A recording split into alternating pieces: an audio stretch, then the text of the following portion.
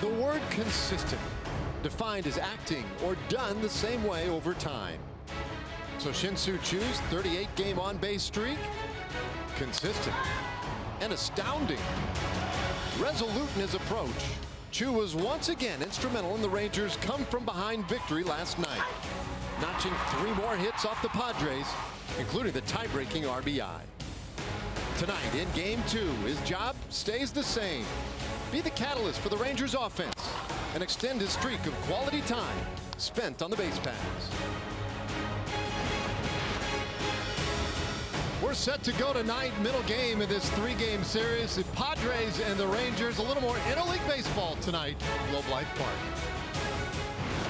Welcome in again, everybody. I'm Dave Raymond. Tom Grieve will be joining us here momentarily. It was another win for the Rangers last night, and it was a comeback win again for the Rangers. Their 15th of the year, a 7-4 win. Now, lately, this team has been playing some pretty good baseball. They've won 8 of their last 9 games, but you want to take it a little deeper? Let's go the last 18 now. It's been a winning month of June for this Rangers team, and part of the reason, offensively, they're just getting it done in every way you could imagine. They're getting on base, most importantly at the bottom, and then they're getting them in right above it with that 304 runners in scoring position average. So things have been going well for this offense. And Tom, part of the reason that is true is because Shin-Soo Chu has been unbelievable. He has, Dave. He's on a 38-game on-base streak.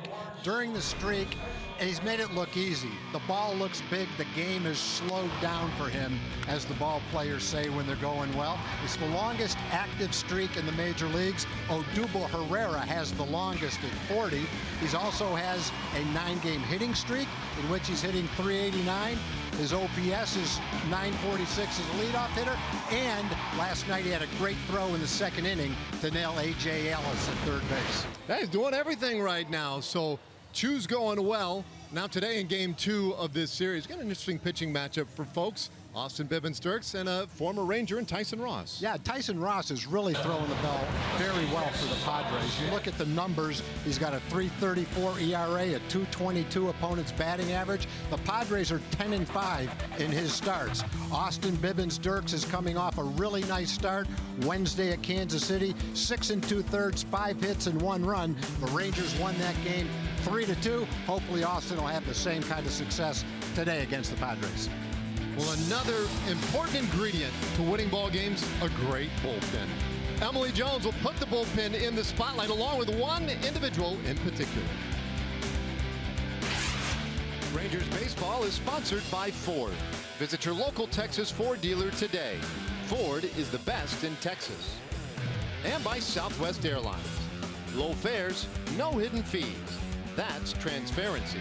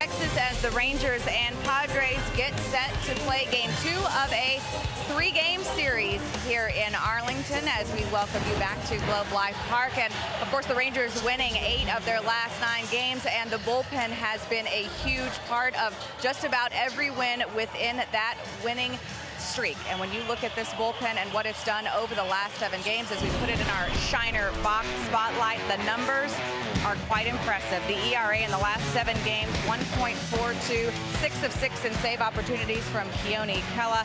There you see the average, the walks to strikeouts, 19-3 in the K to BB department, and it is impressive when you see, and it also is a little surprising as to who the guys in that bullpen are saying is leading the way, and it is none other than Jose Leclerc. There you see the numbers on him. That 12% inherited runners scored is second in the American League. The numbers are impressive, and even more impressive, his teammates say, are the way he leads by example.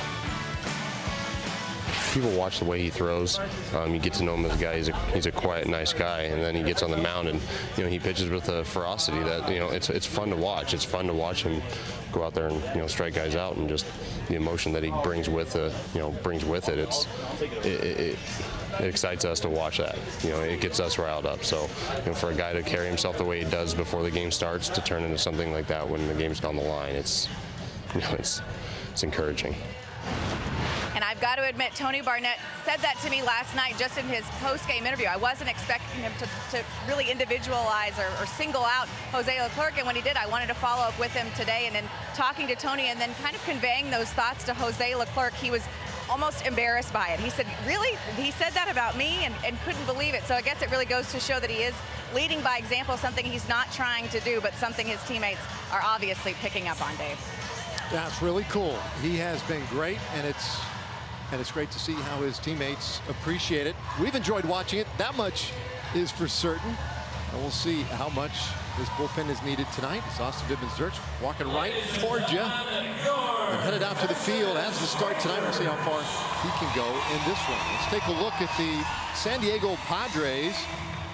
35 wins, 46 losses. And they will lead it off tonight with right fielder Travis Jankowski.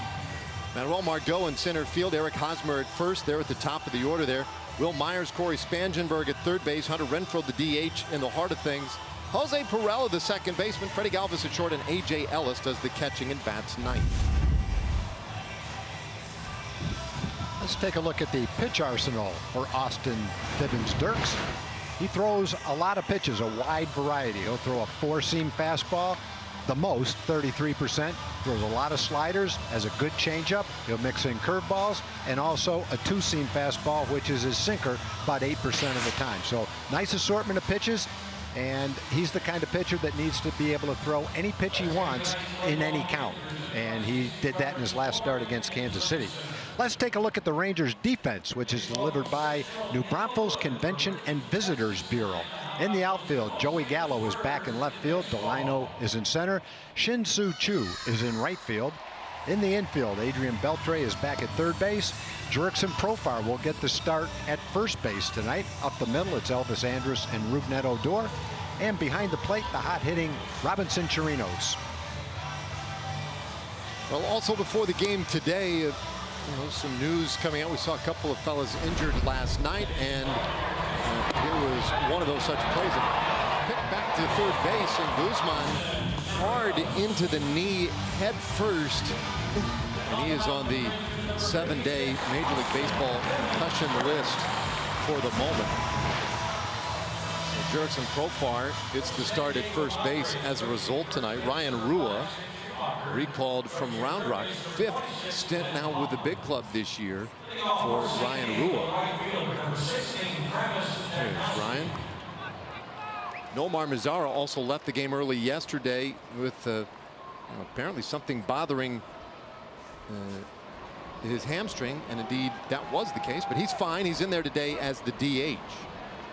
Trying to take a little of the pressure off. Well, we're ready to go.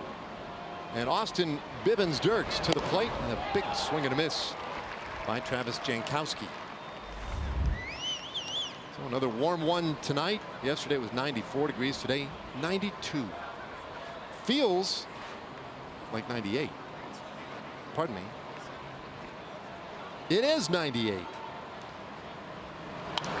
This one fouled away in the count 0-2. It is 98, but what does it feel like? Feels like 102. Maybe that's what I meant. It's so hot, we're getting a little loopy before this thing has even started. No balls, 2 strikes on Jankowski.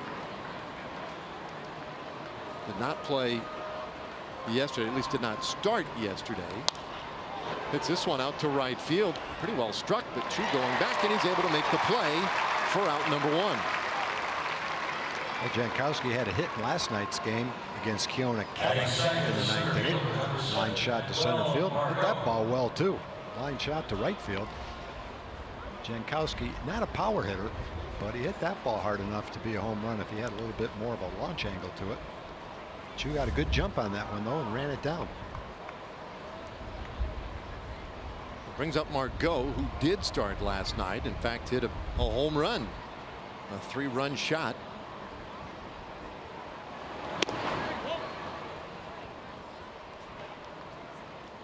And that's back-to-back games now for Margot. First time in his career that he has homered on back-to-back nights. Off the plate. 2-0. Take a look at the hot zone for Manuel Margot. Likes the ball in the middle of the plate. That's where it was last night, the top middle, where he hits .364. Other than that, he likes the ball middle and down and in. Better off trying to keep it down and away. This is the home run he hit in last night's ball game. Right in his hottest zone, middle of the plate, top of the strike zone, and he put a charge in that. That got out of here in a hurry, estimated at over 420 feet. Again, a guy not known for his power, although he can hit a home run. That was his 3rd last night. 3-1 the count. I'm mentioning that he had the homers in consecutive games. Sunday, it was off Pudge's son, Derek. So Margot swinging a hot bat at the moment. It's a little bit tight, and that's ball 4.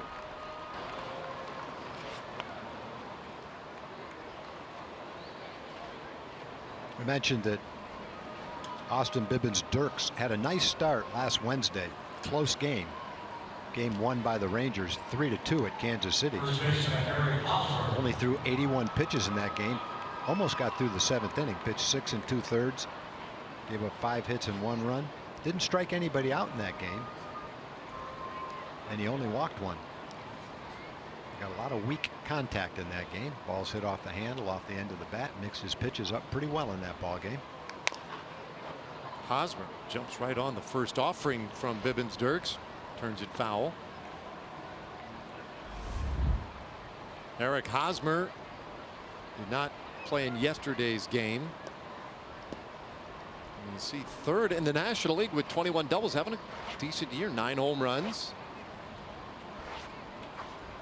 Today has the start at first base.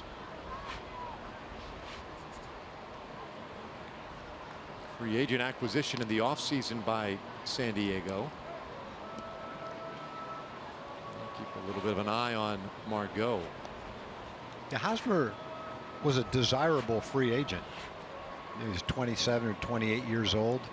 He's going to sign 5, 6, 7-year contract. They're going to get him right in the prime of his career. Got to Kansas City as a big leaguer when he was very young.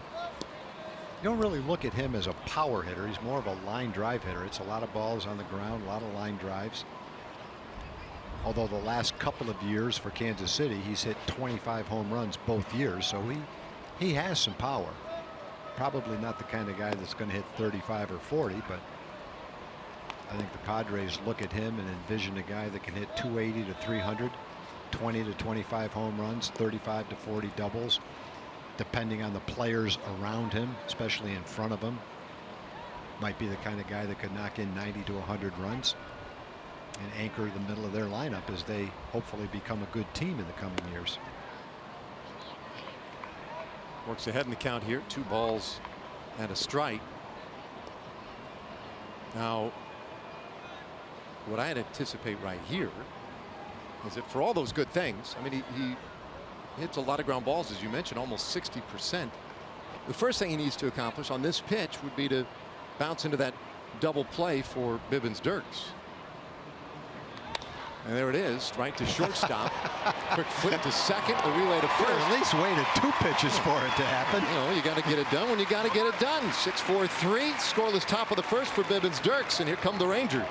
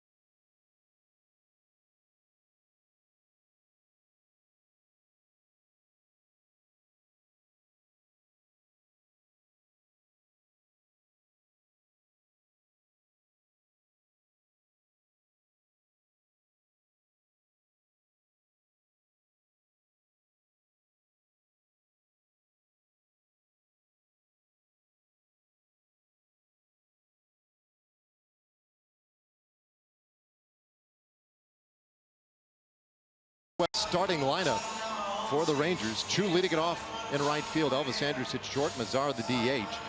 Beltre at third. Rougned Odor at second base. Profar plays first tonight. He'll bat sixth. Then it's Chirinos, Gallo, and Delano DeShields rounding it out tonight for the Rangers. It's officially the midpoint of the season. Game number 81 is Tyson Ross. 5 wins, 5 losses. Makes his 16th start of the year for San Diego, and Chu rolls the first one down to first. Hosmer takes care of him, and there's one away. And for Tyson Ross, we'll take a look at the pitches that he throws and the percentage he likes to use them. His pitch arsenal: 4-seam fastball, he'll throw that 47% of the time. No pitcher in baseball throws more sliders than Tyson Ross. Throws it 46% of the time. And he'll also mix in a 2-seam fastball. But when he wants to get someone out, and probably most of his strikeouts will come on his slider.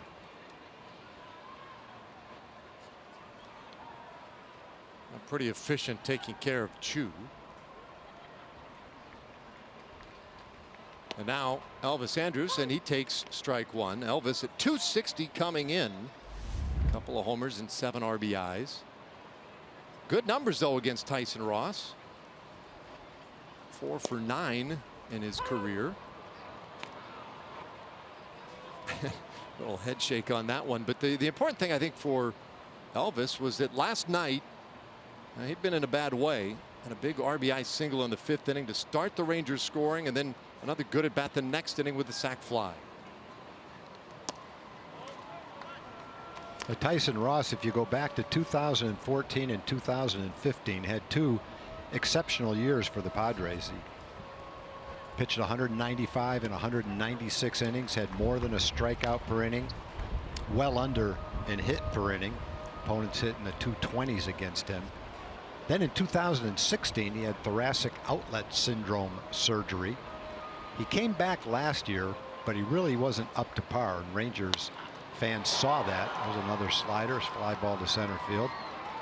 He didn't have command. He walked a lot of guys as a Ranger, 37 walks in 49 innings. So he went to spring training as a minor league free agent with San Diego, and looking at his numbers so far this year, he's throwing the ball just like he did back in 2013 to 2015 when he was a really good pitcher in the National League. Padres picked him up right at the right time, it looks like.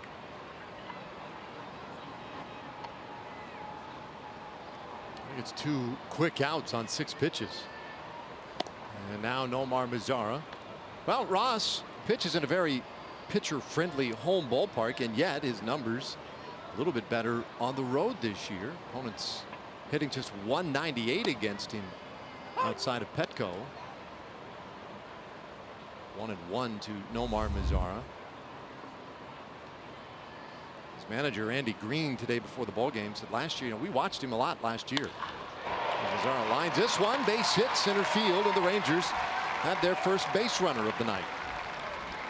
And for the third baseman, number 29. Padres on defense for tonight's game have Will Myers in left field. Travis Jankowski didn't play last night. He's in right field tonight. Manuel Margot's in center. Corey Spangenberg moves over to third. It's Freddie Galvis and Jose Pirela up the middle. Eric Hosmer had the night off last night. He's at first base where he customarily plays. And behind the plate, the veteran, A.J. Ellis. So now Beltre. And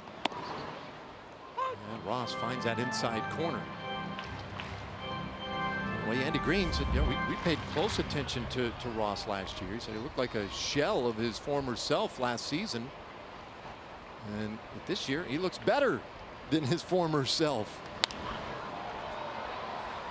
Yeah, you could tell the frustration that Tyson had last year with the Rangers.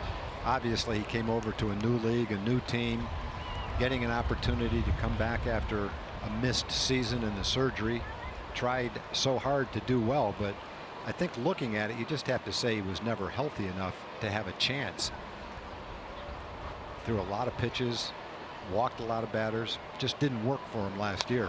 But he's healthy this year, and he looks pretty much like the pitcher that he was with the Padres back in 2013 to 2015 when he was a really good pitcher, really tough to hit. Former opening day starter for the Padres prior to that injury.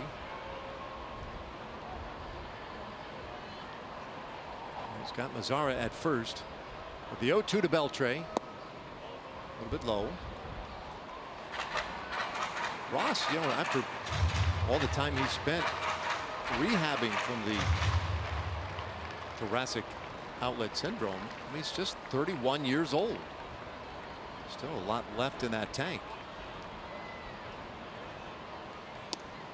Oh, he gets strike 3 called on Beltre, and it's a quiet bottom of the first. So the Rangers leave a man, and we head to the second inning. No score.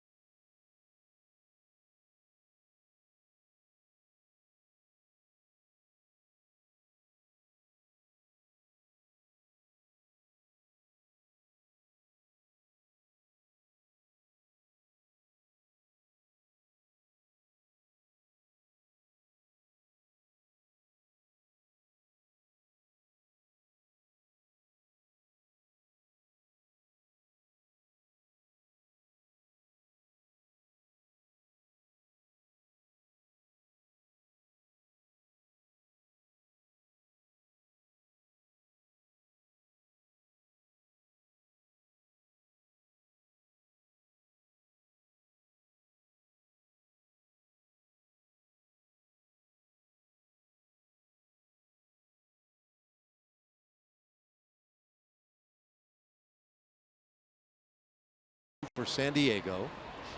Padres 11 games under 500, 35 wins, 46 losses. They're in last place in the National League West Division. This ball ripped foul. 0-1 on Myers. And the Padres 10.5 back of Arizona. So on the one hand, they're at the very bottom of the division. On the other hand, 10.5 games, really not that much. Although it was just but a matter of weeks ago, they were a game and a half out. It's been a little bit of a slide for the Padres recently. 1-1 the count now on Myers.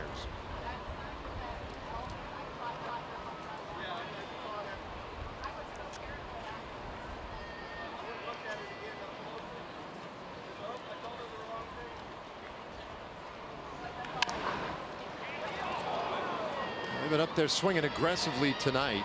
Myers yesterday was 0 for 4 with a couple of strikeouts. But you look at these Padres hitters now. 4 guys have come to the plate. 3 of them have swung on the first pitch of the at bat. So they definitely feel like they've got to get to Austin Bibbins-Dirks early in the count.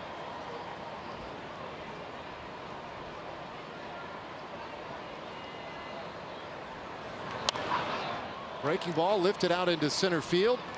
Playable for Delino. On away. Well, Tom, an exciting moment here. It's time for our Wells Fargo look ahead. First time we've done this year. Now, the final game of the series tomorrow, Clayton Richard goes for San Diego. He's pretty good. And Mike Minor has the ball for the Rangers. Then the White Sox over the weekend, Friday, Saturday, Sunday. And we'll see Carlos Rodon on Saturday against Bartolo Colon. Cole Hamels will pitch the finale. That's what's coming up through the weekend. Corey Spangenberg now, and he lays off the first pitch but takes a strike.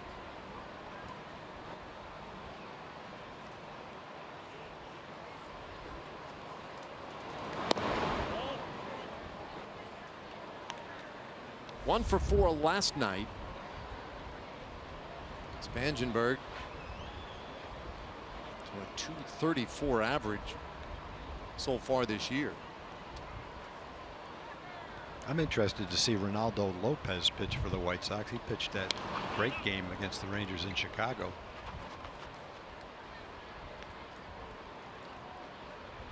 White Sox have some good young arms that they've acquired over the last couple of years. Some of them are in the big leagues. Some of them are knocking on the door of the big leagues. Well, they have struggled to a 26-51 record. But to your point, they have accumulated over the last couple of years a lot of really good young talent. Spangenberg strikes out swinging. First punch out of the night for Bibbins-Dirks. We talked about Austin and all the different variety of pitches that he throws. He throws from different angles. There's a good off-speed pitch that sunk. You see the changeup coming out of his hand with the last 3 fingers. The spin, it dropped. Big swing by Spangenberg. Kind of pulled off that ball and swung over the top of it. He dropped down sidearm in the at-bat to Will Myers. Myers was out in front of his fastball a couple of times, and then he threw him a changeup, and he was way out in front of it. Popped it up to center field. A nice start. 5 hitters into the game for Austin. Renfroe, first pitch swinging, rolls out to short. And it's another 1-2-3 for Austin Bibbins-Dirks. Just 9 pitches needed. We've played 1.5, no scores.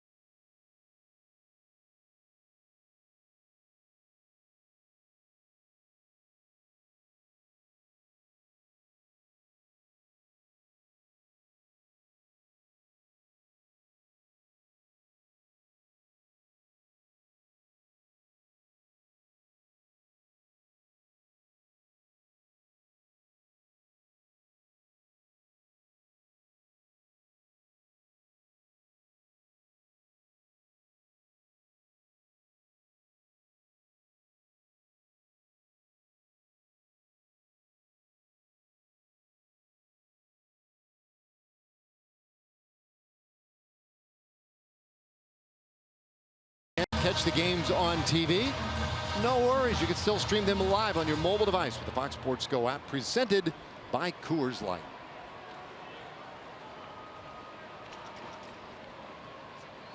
Rougned Odor will lead things off here in the second inning. Odor, Profar, and Chirinos.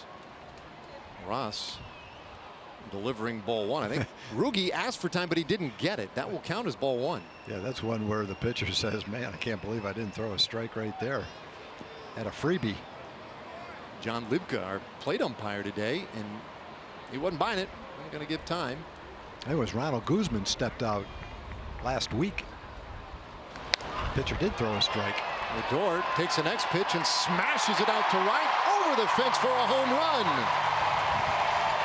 It was a lightning bolt just over the fence. Third home run of the year for Rougned Odor, and the Rangers jump out 1-0. Yeah, slowly but surely, we mentioned last night, Rugi's making progress. He's seeing more pitches, walking a little bit more. It hasn't been dramatic. You know, he's not hitting 500 in his last 10 games or anything like that, but he's having better at bats. His stroke looks a little bit shorter, a little bit quicker, not over swinging. Last night he hit a couple of balls the other way, trying to go back through the middle. So progress is being made. Hasn't been lightning fast, but he's headed in the right direction for sure.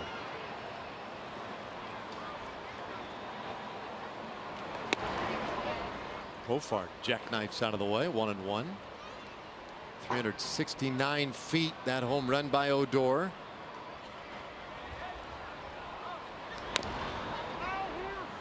Now, this ballpark has been a friendly one for the Lone Ball this season.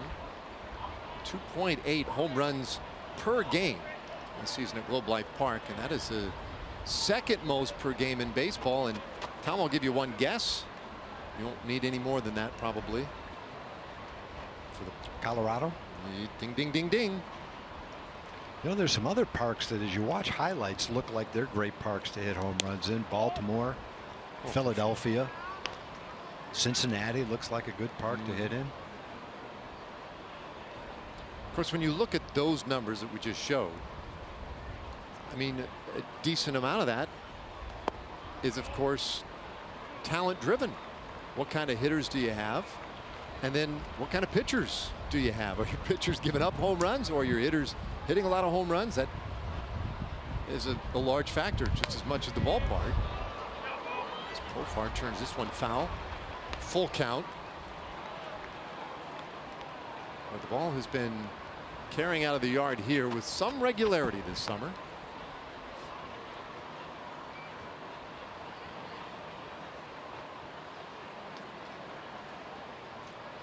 Seventh pitch of the at bat to Profar, and he draws a walk. So a home run and a walk here in the second inning. Good start for the Rangers. It's another 8-pitch at bat for Jurickson Profar.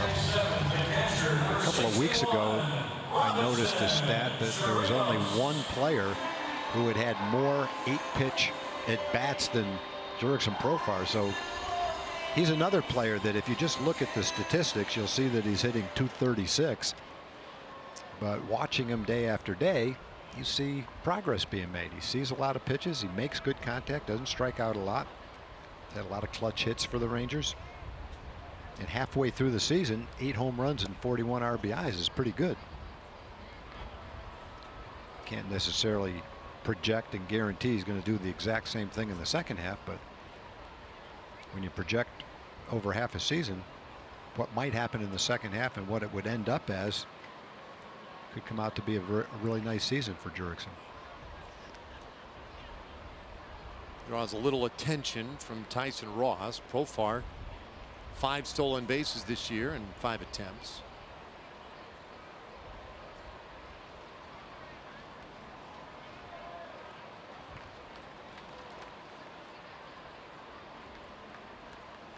Ellis sets up outside. Profar not going. The pitch in on Chirinos. Now, Chirinos, our TXU Energy Power player to watch. Boy, almost half of his hits since the start of last year have gone for extra bases. 50 of 105 hits. Right up there with Joey Gallo. That's tough to do. We noted it last night. The average not as high as he'd like it this year, but he continues to hit for good power. 9 home runs.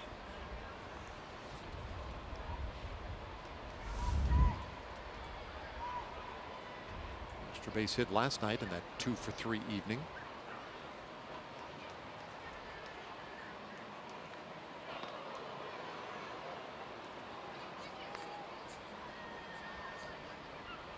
In fact, Chirinos over the last 3 games now, 5 hits in 10 at bats, a home run and 2 doubles mixed in there. And you saw his average. You see his average over on the right of your screen at 204. That's a season high for Robbie. How about that? That's kind of an amazing little tidbit. The hits haven't been frequent, but they have been productive.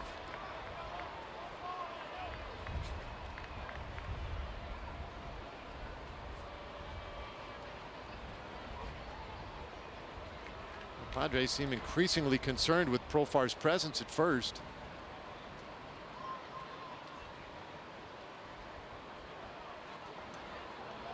To Witt.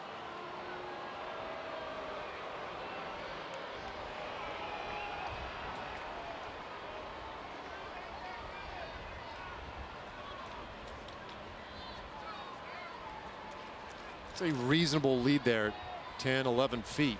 Not terribly aggressive, and now he's just trying to get into Ross's head. There's count now 2-2.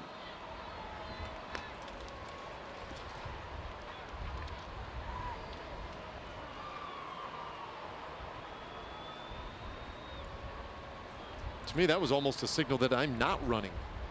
Now, you guys thrown over on you a handful of times like that, and you start making a bigger and bigger scene. It's almost like, well, I mean, I've got your attention.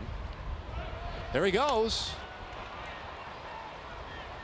He had a good jump. It's going to be tough for Ellis to throw him out, but with 2 strikes, Chirinos can't take a pitch, obviously.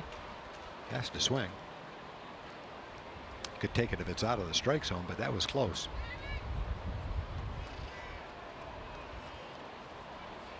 Ross much more successful against right-hand hitters than left-hand hitters. Not going this time. The 2-2. That one lifted in the air out to left. Hanging up a little bit though. And that one hauled in for the first out of the inning.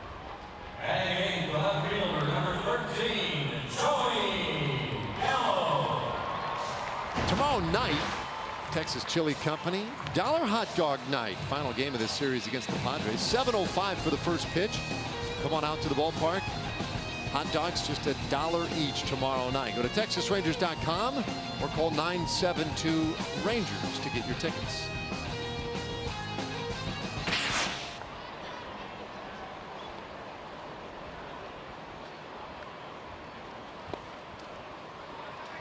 Gallo batting 8th tonight. You mentioned, Tom, that Ross has done a whole lot better against righties than he has against lefties. I figured you'd see a lot of left-handed hitters in the lineup today. 4 of them, plus Profar, the switch hitter. You're kind of hoping that this might be a good matchup for Gallo tonight. Guy the Rangers are hoping can get back on track a little bit. 1 hit in his last 23 at bats.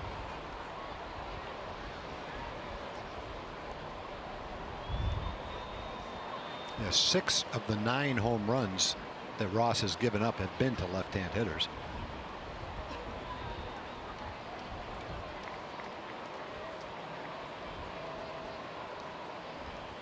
Has a 164 opponent's batting average against his slider. Looked like the slider was the pitch that Rugi hit out of the ballpark.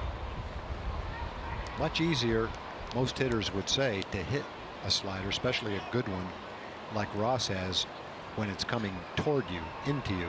In other words, you're a left-hand hitter against a right-hand pitcher. More difficult when it breaks away from you. A big swing by Gallo. The count 1-2. Which is the reason most dads try to teach their kids how to switch hit when they're young. The ones that do, that's the reason so that the breaking balls will be coming into the hitter no matter who's pitching. But learning how to switch hit is easier said than done. Not many kids can do it. There goes again. Pitches inside. Throw down to second. Nowhere near in time. Profar with a steal of second base. His 6th of the year.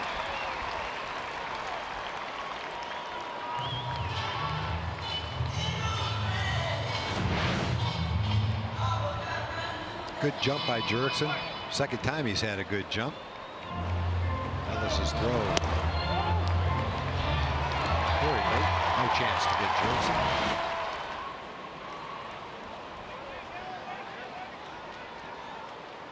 Perfect so far this year in stolen bases.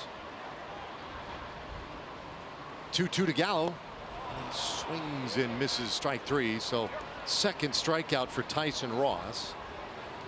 Batting ninth, the center fielder, number 3, Delano DeShields. Well, our Kubota power stats for Tyson Ross. And we're talking about lefty-righty numbers. How about these ranks against right-handed hitters? Hitting just 152 against him. That's the second lowest average against any starter. But the OPS, the slugging, the on base. He is as tough against righties as just about any pitcher in all of Major League Baseball. Delano DeShields hits this one though right up the middle, and Galvis is there. So the inning is done, but good news, Rangers get the scoring started tonight. Rougned Odor with a bolt out to right field, and it's 1-0.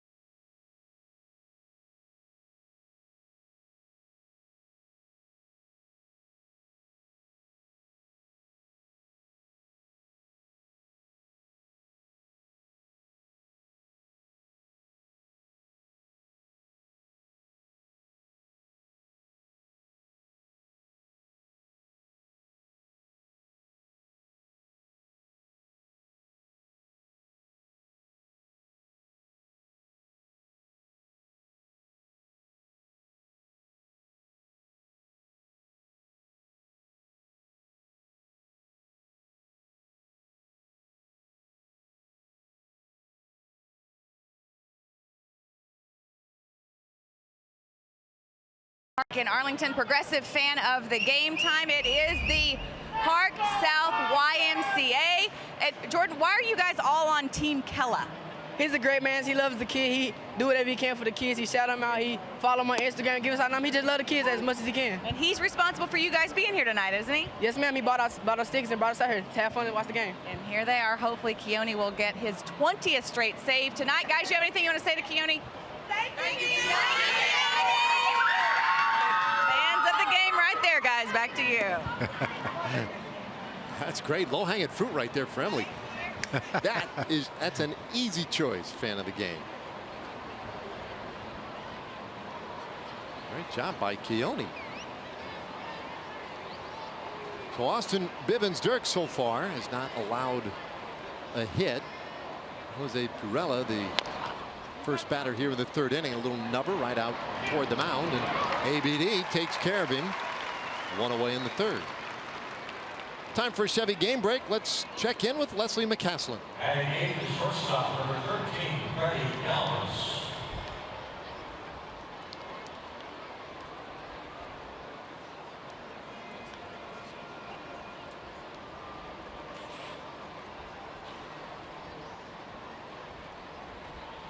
They've been playing well lately. I have to say they're as much of an overachieving club as any team in baseball. The first couple of weeks of the season, I'm not sure what their record was, 10, 12 games under 500. Looked like they were headed to lose 90 or 100 games, but somehow they've turned it around. Over the years, they've always been that kind of team. They seem to develop young pitchers. Blake Snell's one of the best pitchers in baseball right now. Won his 10th game, almost had a no-hitter yesterday, struck out 10. They're innovative, starting a reliever many times. There's the record. They're only one game under 500 now. When we went to see them earlier this year, they were 4-12 when we went into Tampa Is that what it was? Bay. Yeah. So yeah, they've turned it around. Yeah, they've had some success starting relievers in games. Sergio Romo over there for a month might have started 5 or 6 games, and now he's back in pitching late in the game. Got a save today.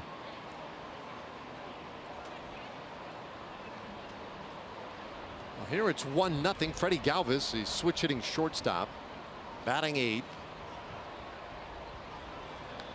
And he lifts this one high in the air. Out there just to the left of center field. And Shields with his second catch of the night, 2 away. Bibbins Dirks doing a really nice job his first time through the order. Will now face the 9th place hitter here, A.J. Ellis. Yeah, the one thing he's doing is taking advantage of the aggressiveness of the Padres. You keep the ball away from the middle of the plate. They look like they're going up there to swing. And a lot of the pitches they've swung at have not been the kind of pitches that you can drive.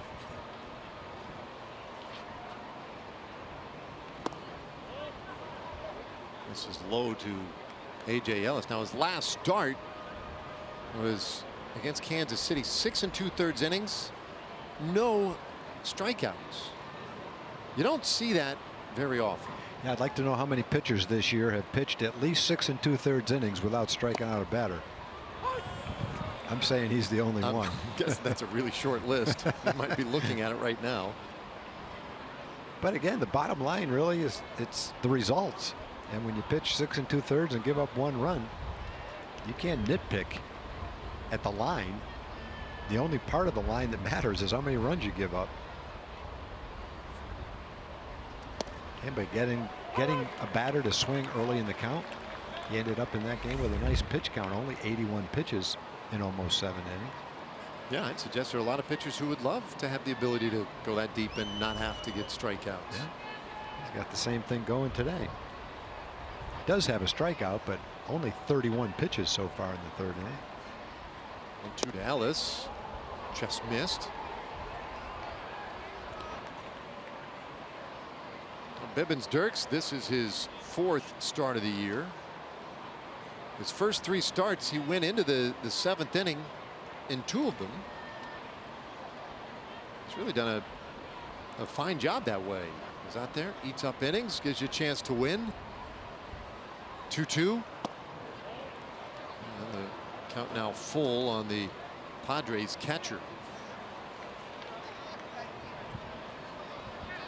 Bibbins Dirks was a big story for us last year, making his big league debut in mid-May last season after 12 years in the minor leagues and well over 300 games. Some tours in the independent leagues as well. 3-2 pitch. And Ellis stays alive. It was a great story, just that he would have survived all that and made it to the big leagues.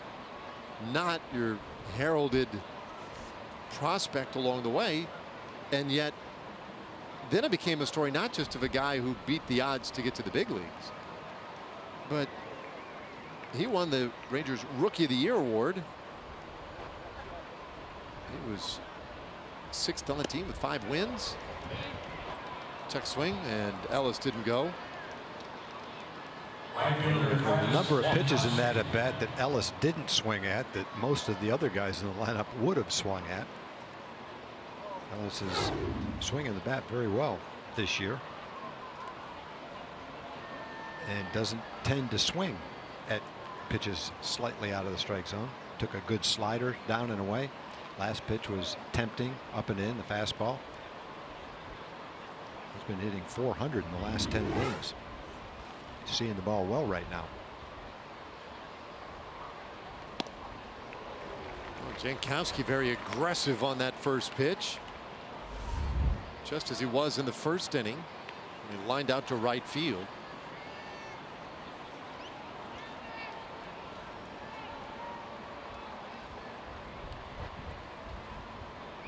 .289 average for Jankowski coming into play tonight.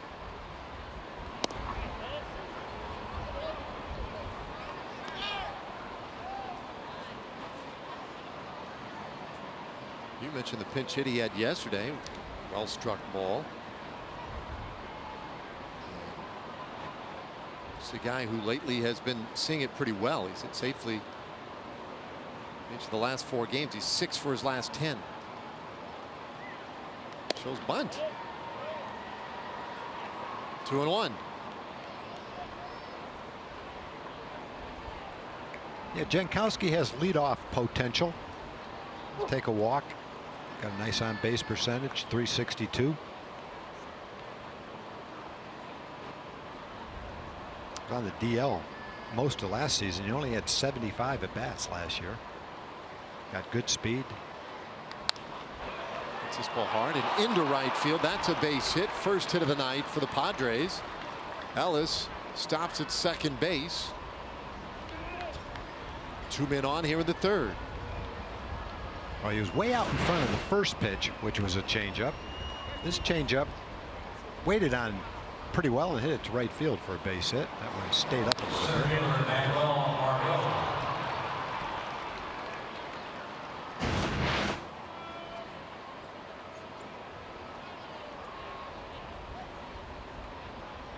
Okay, so now Manuel Margot, who walked in the first.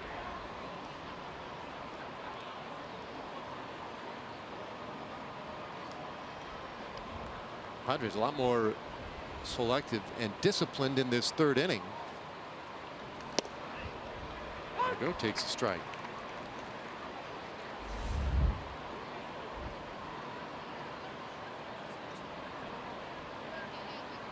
San Diego was 2 for 8 yesterday with runners in scoring position. First time tonight they've had a man as far as second base. And this is the 20th pitch of the inning for ABD. Gets ahead of Margot. 0-2.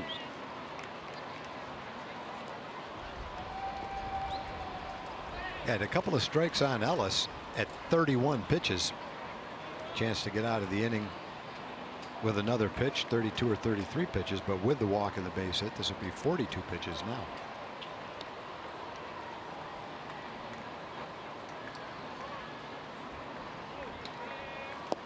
Off the plate. It's 1-2. Margot yesterday was in the leadoff spot. Jankowski had to come off the bench in yesterday's game. Today Margot batting second, and we've talked a little bit recently about teams putting their best hitter in the 2-hole, and I think with Margot that's true. Andy Green has his hottest bat there. The month of June, Margot is hitting nearly 350. 6th best average in the National League this month. They tried Eric Hosmer in the second spot, but he didn't hit as well batting second as he has batting third. And so they've kept him in the third spot. There you go. Well, Margot strikes out. Second strikeout of the night for Bivens Dirks. He puts up another goose egg. Now to the bottom of the third, Shin-Soo Choo working on a hit streak and an on-base streak. He's up when we come back.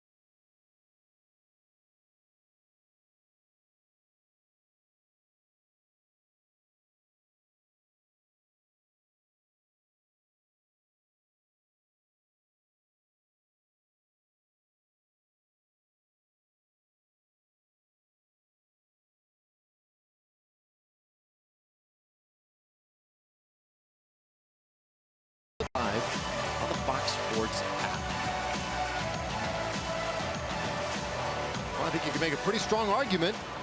Shin-Soo Choo could, maybe even should, be at the All-Star game. Certainly the way he's going right now, he would be a big help to the American League All-Star team.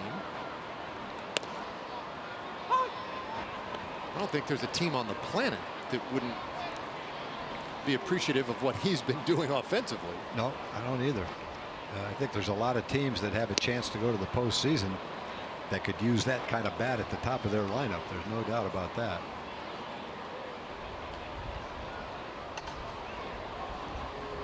Mentioned going to break. He's working on a 9-game hitting streak. Ooh, take strike 3 called. And so on 3 pitches turned right back to the dugout. Let's check this pitch out. Strikeout pitch is a slider. Look more like a cutter than a slider. Tough pitch. Like a backdoor cut fastball that John Lipka said was right on the outside corner.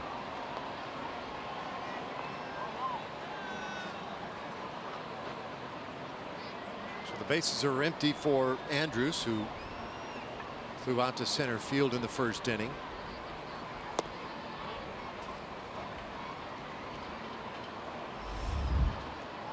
That was the hit, the sac fly yesterday. Was off to a great start before breaking his elbow. Pop up on the foul ground and playable for Hosmer. 2 away. So let's take a look at where the American League All-Star balloting currently stands. Trout in center field, not a surprise. Mookie Betts killing it. He and Jose Altuve. Altuve the highest vote getter right now at second base. Machado and Ramirez on the left side. Abreu at first base. JD Martinez currently the designated hitter, and Choo not even in the top 5 among designated hitters. But fans can still turn out and vote him in. It'll take a pretty strong push at this point, but could happen. And certainly not to say that JD Martinez doesn't deserve it. This one lined out to right center by Mazzara, his second hit of the night. And Omar continues to rack up the hits, and the Rangers have a runner with 2 out. Third baseman, Adrian Beltre. Both hitters among third baseman. Adrian Beltre, 4th.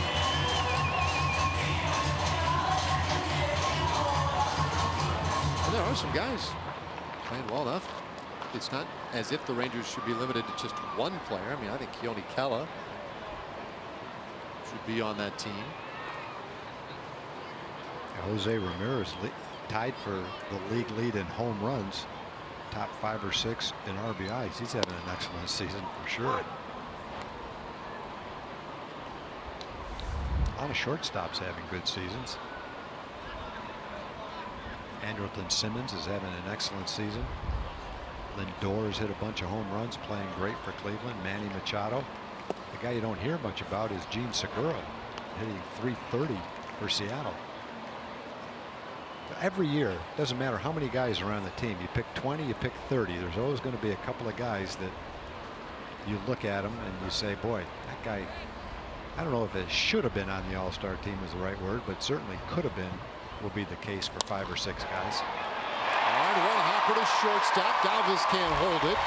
So Beltre is on. Mazzara stops at second base. That'll be a hit for Adrian. You can see Galvis trying to gauge that ball and figure out how he was going to try to catch it. Ball's a little bit of a hooking line drive. He can't catch it in the air. So he plays it off to the side and is unable to knock it down. It's a slider. Adrian took a slider for strike 3 his first time up. That time he hit one off Galvis's glove into left field. Tough play for Galvis. Tough to gauge how much that ball is going to hop. But now Ross with 2 outs has to face Rugi. Technically he threw 2 pitches to Rugi, although Odor wasn't in the batter's box for one of them. The other one, he didn't stay in the batter's box for long. There's a slider down in the strike zone, but middle of the strike zone.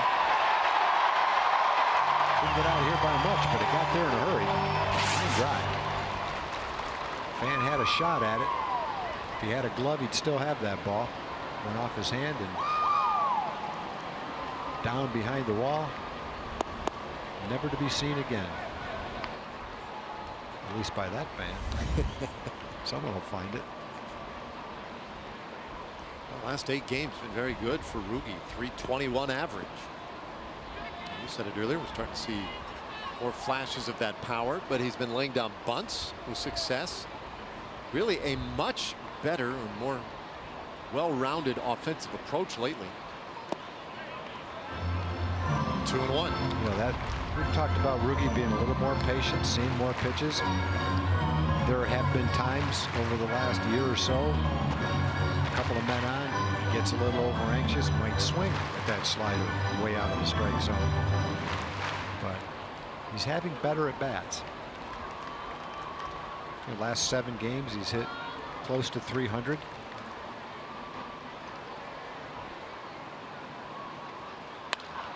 This one out to left center. Long run for Myers, but he gets there.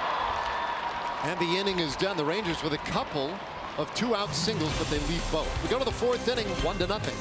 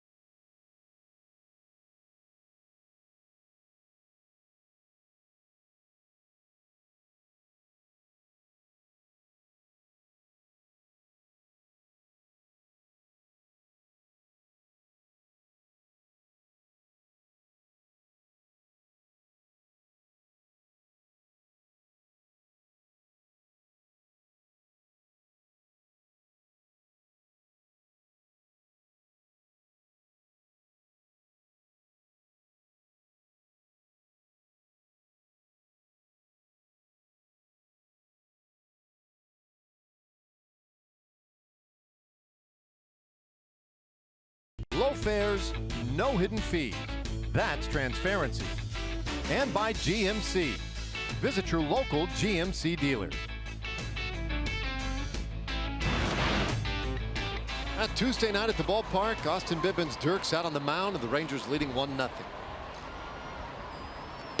Eric Hosmer starting things off here. He takes a strike. Hosmer bounced into a double play in the 1st inning, 0 for 1. 3, 4, and 5 hitters for San Diego.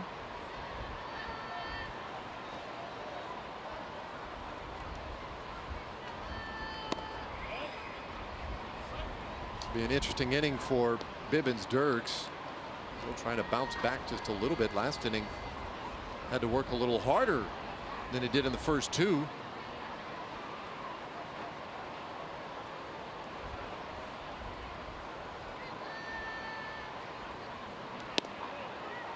Strike 2 the count. Hosmer's seen one on the outside corner and one on the inside corner.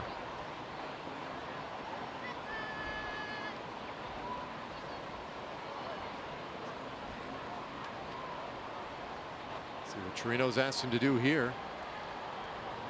1 and 2. Well, that just missed.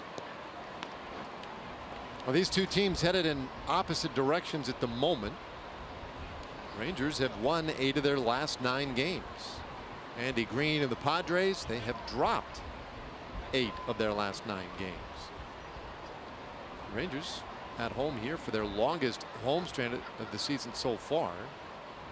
The Padres on a back-breaking roadie right now. Stays 2-2 on Hosmer. Yeah, that travel schedule you described for them last night is just, I've never heard anything like that. Many days on the road, as long as the trips are cross country. That's just mind-boggling. Yeah, and then on those very rare occasions where they get to come home, it's for one team and then back out again. Yeah, they got 2 homestands, one for 2 days, one for 3 days. I don't know how that can happen in a schedule. It doesn't seem fair to me. There's a strikeout of Hosmer. 1 away here to start the 4th. Left fielder Will Myers. It looked like a high changeup the way it came out of his hand. Saw a fastball down and away that he took, fastball down and in that he took for strikes. He got him to swing at that high pitch. Missed it. 2 straight strikeouts. No strikeouts in his last start. 3 so far in this game. Starts off with a strike to Will Myers. 4th year in San Diego for Myers, but he has missed a good deal of time already this year. 62 games missed, with 2 stints on the disabled list. Pounds this ball straight up in the air into short left field. Long run for Andrews to get out there, and he makes the catch. Adds a little bit of a flourish to the end of it. Not by design. 2 away. He didn't enjoy that much.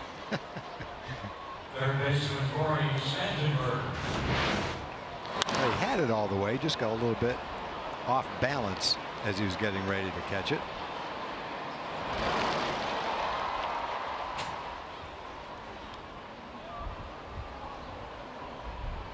Normally he would pop up from a play like that with a smile on his face, joking around. Adrian's got a smile on his face. Elvis didn't find it funny. No. Spangenberg pulls off that one for strike 1. Spangenberg struck out in the 2nd inning. Pitchers will drop down sidearm, generally a right-hander to a right-hand hitter, make it harder for the right-hand hitter to see. Austin drops down to left-hand hitters like he did on that last pitch. Doesn't make much difference to him. Just wants to make sure the hitter gets a lot of different looks, not just the type of pitches he's going to see, but the angles that they come from too. So he utilizes a number of different pitches from a number of different angles.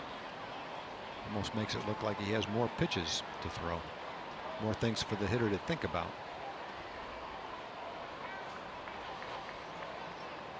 He's had a long time to develop that style. So 2 pitch, and this one popped up, foul out of play.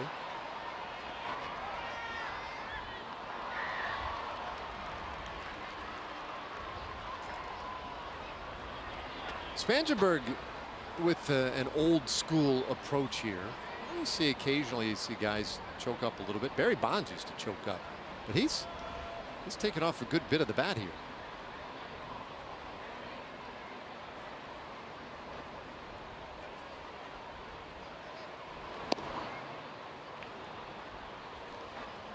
Hunter Pence, another guy who does that sometimes. Who? Hunter Pence. Yeah, not many hitters choke up, and I think one of the reasons is they grow up using very light aluminum bats. The reason for choking up is to have better bat control, makes the bat feel a little bit lighter. You can wait a little bit longer, check your swing a little bit easier. But the hitters growing up, you don't really have to worry about that as light as the aluminum bats are. Ted Williams was always a big advocate of choking up. Not sure that he choked up much himself, but for other hitters, he felt like it did allow you to wait a little bit longer, be a little bit quicker, handle the bat a little bit better. The other thing that Ted advocated, you don't see it at all anymore, is pepper, where you get 2 or 3 fielders 15 or 20 feet away from a hitter.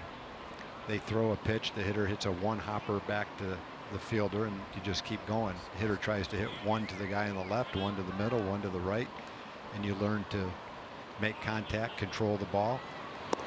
Used to be a lot of that in the old days. You don't see it anymore, though. Bivens Dirks with another strikeout of Spangenberg, and in fact his 4th strikeout of the night. And APD scoreless through 4.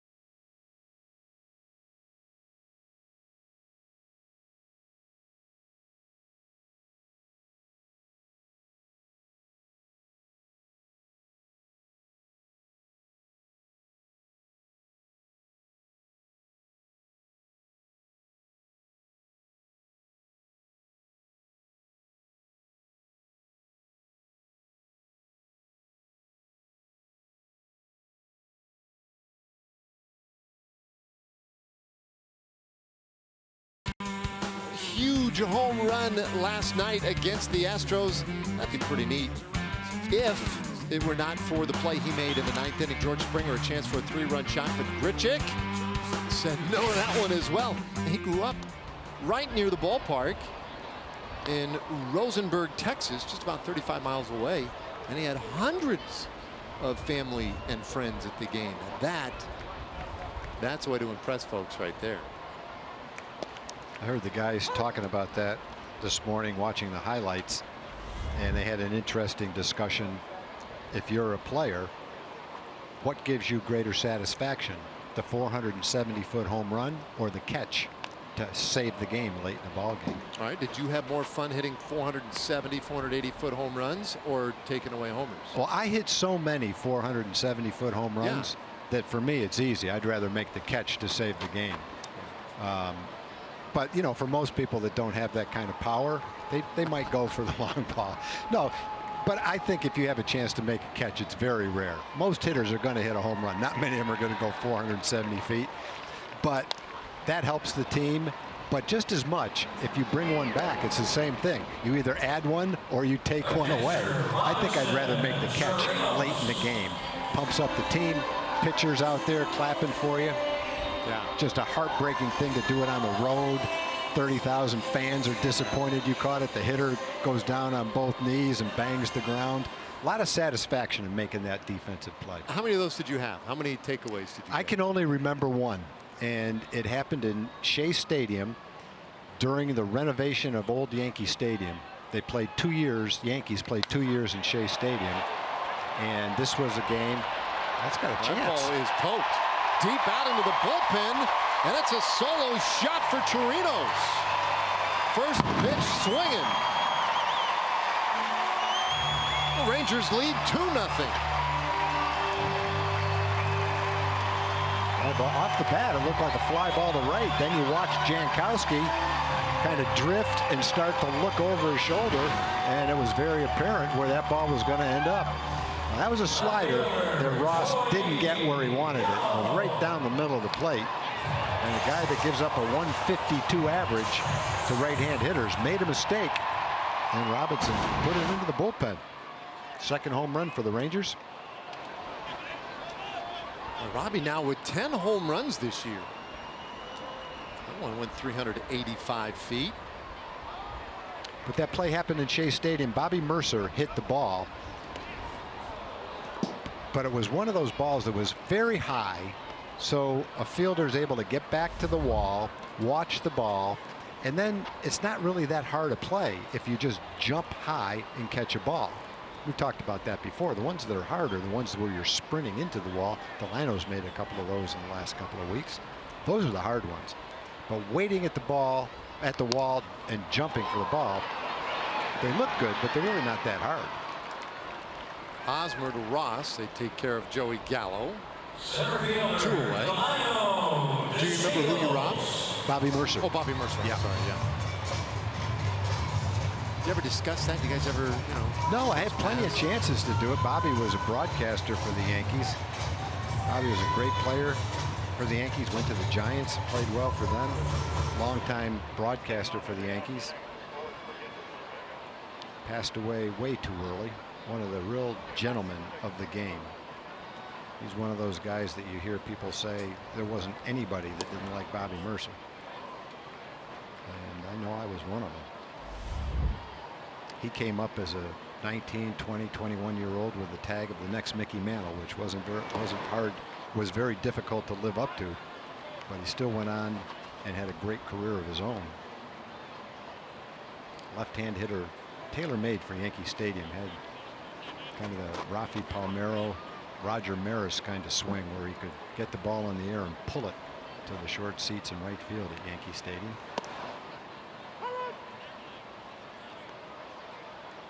Ball and 2 strikes onto Shields. He finished his career with 299 home runs. Did he? So just one bad moment in his career. No, 252 home runs. I was hoping that maybe you had robbed him of 1 to get him to a round number, but that was not. Fly out by the Shields. The inning is done. Chirinos, though, he poked one deep, and the Rangers lead 2-0.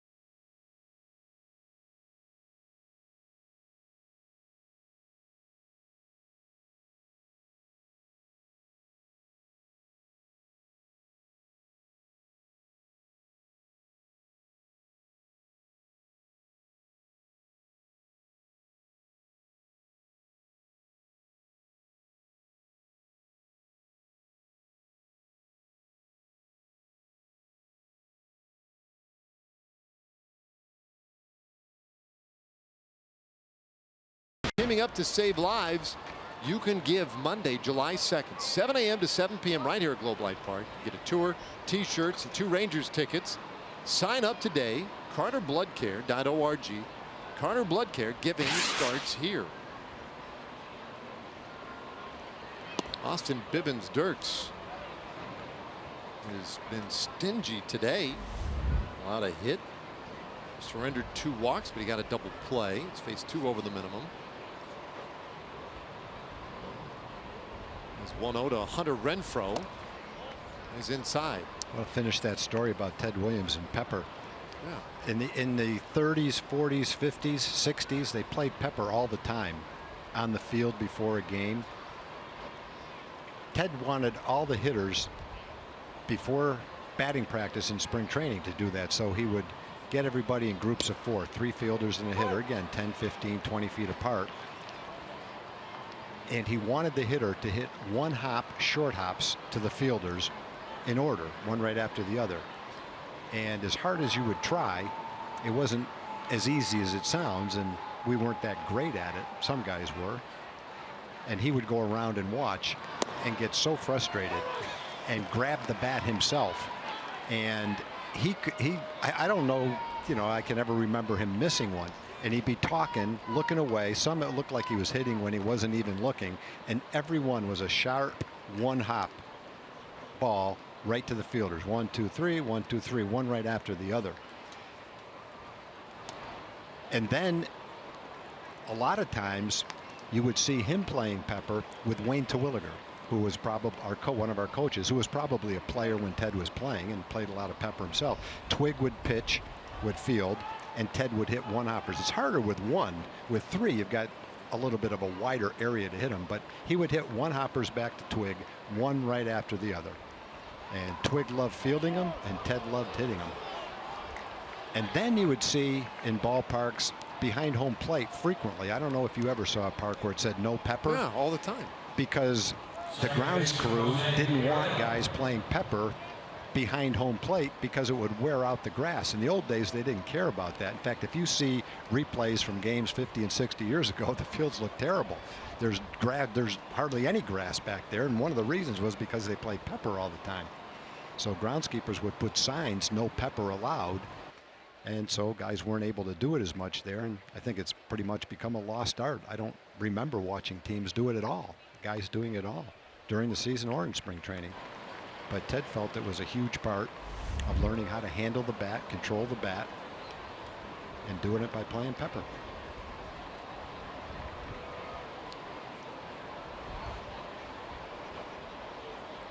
Of course, you'd have to manage the launch angle a little bit. Yeah, the launch angle was non-existent. It was like going straight down. He didn't want him to take two hops. He didn't want him to be in the air. Hated little bloopers. He just wanted sharp one hoppers. That's the thing to me. I've seen plenty of games with pepper, although it has, to your point, been a long time.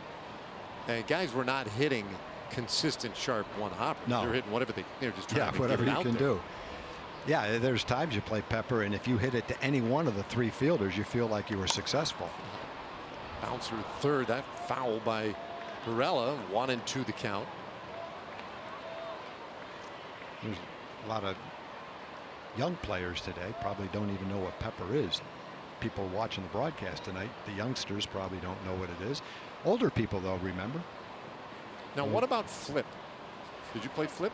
All the time. Okay. Yeah, that was big out in the outfield. Sometimes you'd have, who knows, 10 guys playing that game. That was a little bit of a crazy game. The pitchers play that game a lot. I used to play a little bit. Don't see that being played I was anymore going to say, either. that's another one, because flip lasted. I mean, I would say 10 years ago anyway, I was still seeing guys play that a lot, but now I can't recall the last time I've seen that. No, flip is a game that starts out looking like pepper, where you might have a line of anywhere from 3 to 5 or 6, 7 guys, and they throw the ball to the hitter, and the hitter hits the ball, and whoever fields it has to flip it up in the air, and then the next guy has to flip it up in the air, whoever it comes to. You can jump in and make the play. Doesn't have to be in order, and you try to flip it off somebody and make someone miss it, and then you figure out a way to keep score. The guys that miss the fewest flips end up winning the game. Some guys are, usually infielders are good at it because they have a smaller glove. It's easier to flip it out of their glove, kind of like a second baseman running toward first and flipping it out of his glove to the first baseman. It's harder to do with an outfielder's glove because the glove is much bigger. Ball gets stuck in the pocket of the glove. So outfielders and pitchers were at a little bit of disadvantage in a flip game. But it was easy to flip it if you just flipped it up in the air. But in the hardcore flip games, guys would flip it hard off someone's kneecap or someone's chest to try to give them a point. Another strikeout for Austin Bibbins Dirks. And that is number 5. One short of his career high. Let's see the pitches by inning in that third inning. They made him work a little bit. Of course, he's potentially one pitch away from getting through this inning if he could get Freddie Galvis to hit one on the ground. A much different game than he had in Kansas City. Kansas City was 1 walk and no strikeouts. This game has been 3 walks and 5 strikeouts.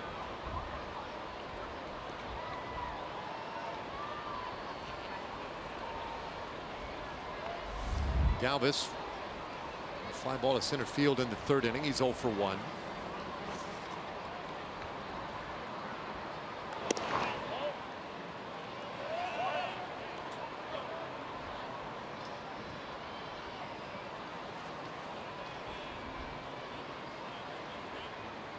Galvis hitting .241 coming into play today. First year with the Padres.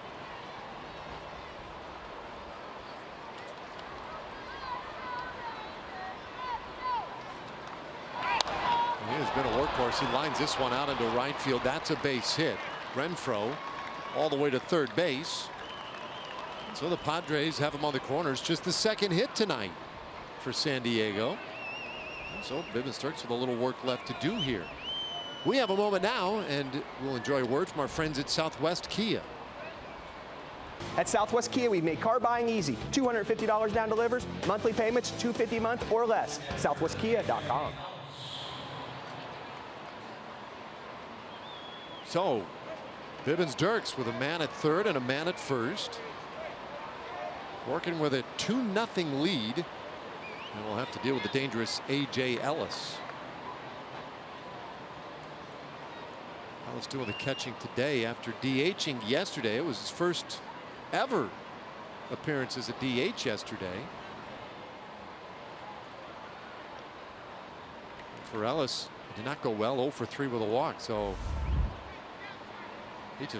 he can't handle that job. Although maybe he'll get a chance again tomorrow. Who knows? He has been pretty good lately. In fact, overall this year, the number's pretty good for A.J. Ellis. Takes a strike, 0-1 the count. He walked his first time up.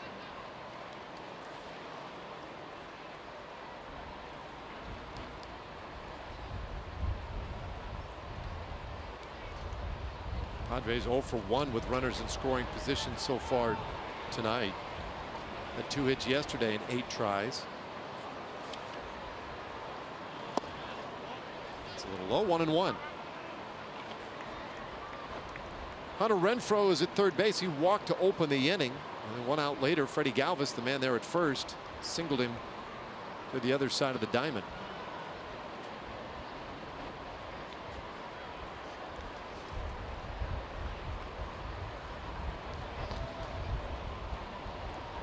Galvis has stolen 3 bases this year in 7 tries, so Bivens Turks keeping a close eye on him.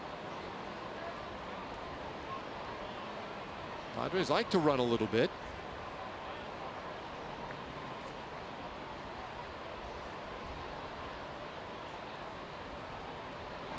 Bluff down at 1st base.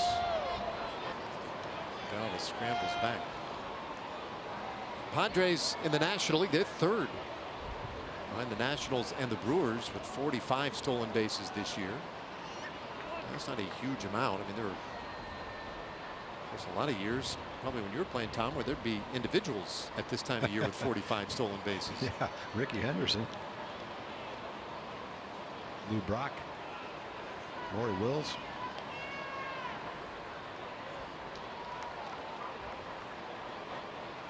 Padres have been thrown out a lot too. They've stolen 45 bases, but they've been thrown out 23 times.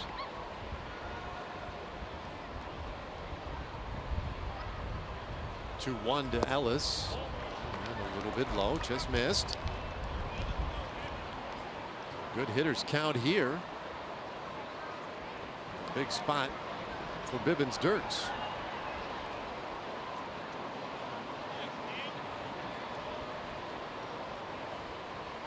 Traditional setup on the infield with Andrus and Odor pulled in a little bit, hoping for that ground ball.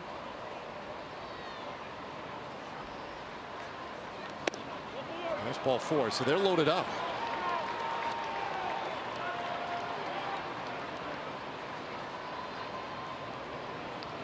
Chirinos won't throw the ball back out there. He will walk it out to the mound, and Doug Brocail to that top step. He'll head out there as well. Amazing. Guy pitches as well as he has tonight, but with a 2-run lead, back up against the wall just a little bit here. Yeah, Ellis would have been the guy to get the double play from. Ellis has walked twice in the game. Jankowski, a little bit tougher to double up. Left-hand hitter, gets out of the box, has good speed. Has hit into 4 double plays, though. Well, not immune to it, No, but it's happened. the swings he's had tonight, he's hit the ball pretty sharply both times. That's one thing that might work to the advantage of Bivens Dirks here. Key, of course, is getting him to hit it at one of his infielders. Renfroe third, Galvis at second, Ellis the man over at first.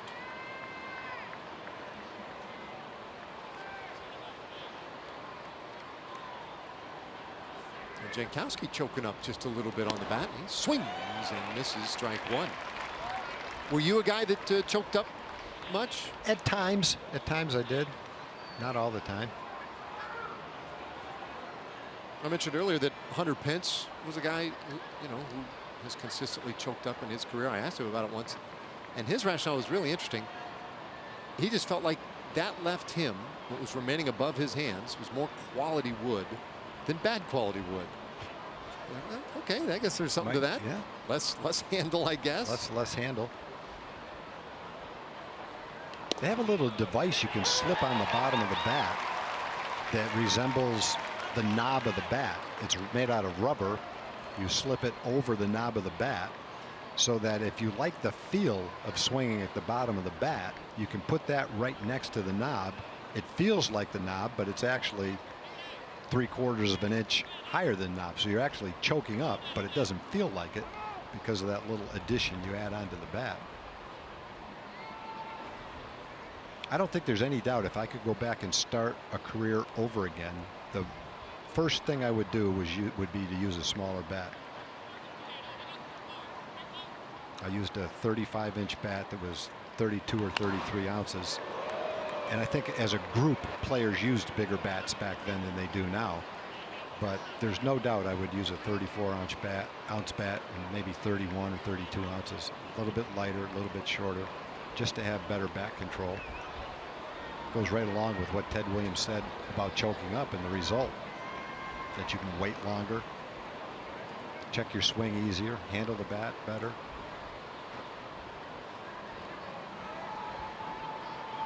Oh, 2 pitch, and Jankowski wouldn't take the bait on that one. 1-2 the count. And Julio Franco used to use a bat that was 36 inches long and probably 34 ounces heavy. Yeah, he held it right down on the end with 2 fingers, the bottom 2 fingers hanging right off the end of the bat. He only had 2 fingers of his bottom hand on the bat. And he had no trouble swinging it, but of course he's a different kind of hitter. Runners off every base, a pitch on the way, and Jankowski fouls this one back. Padres 2 for 9 so far in this series with runners in scoring position. Joe Macko, our clubhouse man, used to have this gigantic Louisville slugger that he used to joke and say it was Babe Ruth's bat. It was probably, I don't know, 40, 45 inches long. It was just a model of a Louisville slugger. It wasn't a bat that was meant to be used. The handle, you could get your hands around it, but it was a huge handle. And it used to be right behind his desk. You could see it anytime you went in to talk to Joe. Julio took that bat one day out in batting practice and hit the ball out of the ballpark with that bat, which was a remarkable feat. Well, you'll remember Alfonso Soriano. He used to swing like a railroad tie up there. Yeah, it was a big enormous. bat. Some guys, whatever. I guess they can just deal with it. I think it goes back, the current players, it goes back to using aluminum bats that were lighter than wood bats, so that when you have to make the transition to a wood bat, You tend to go to the lightest bat that you can get. That kind of imitates the bat you've grown up using, the aluminum bat. But there doesn't seem to be anything lost in the way of power, exit velocity. It's not like these guys are sacrificing anything if in fact as a group they use a smaller, lighter bat. The bat speed and the strength that they have more than make up for that. Big pitch here for Bivens Dirks. 7th pitch of the at bat, and Jankowski fouls it off again, keeping the count 2-2. Bases loaded. Only the one out. Not a lot of breathing room for that man right there. Jeff Bannister watching patiently, and they do have a lot of faith in Austin. Don Brocale has been a big supporter and giving him an opportunity to work himself out of jams. He's in one here. 2-2. Lifted down the left field line again.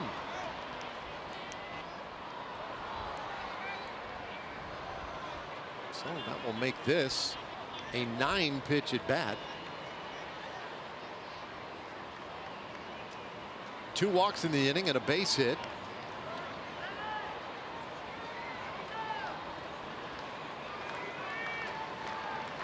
Bivens Dirks has slowed down a little bit here. He's had to. He faced just 2 over the minimum through the first 4 innings. And now the 2-2 pitch and a swing and a miss. Strike 3. He got him. Wow, what a big strikeout. What a great battle too. Jankowski's not a guy that strikes out a lot, and he's up there with a chance to bring a run in. Center fielder Manuel Margot. And a good changeup sinks out of the strike zone. Jankowski can't lay off it. Big roar from the fans after that strikeout. Bases loaded and 1 out. Close ball game. Ties a career high 6 strikeouts for Austin Bivens Dirks. Doesn't get a whole lot easier now with Margot up there. And a swing and a miss. Strike 1. Margot has walked and struck out. And you can see his numbers with the bases loaded unusually good. 5 for 7.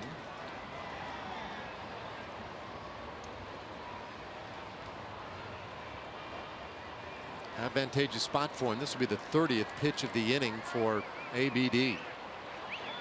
Here it comes. Check swing, but that's a strike. It's 0-2.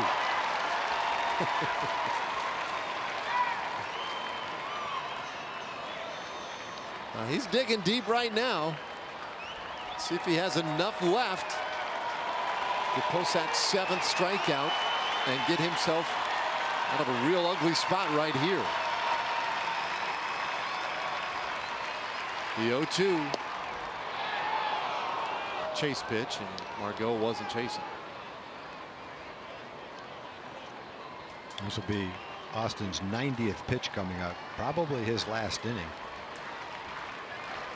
And he probably senses that. He's going to give it everything he's got to get Margot right here and keep this a 2-0 ball game.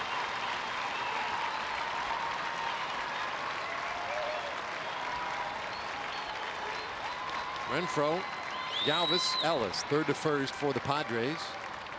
The 1-2 and a fly ball center field. DeShields ranging back, and he'll put it away. The inning is done. The Padres leave him loaded, and the fans love Austin Bivens Dirks. Nicely done by the right-hander. Halfway there, Rangers lead by 2.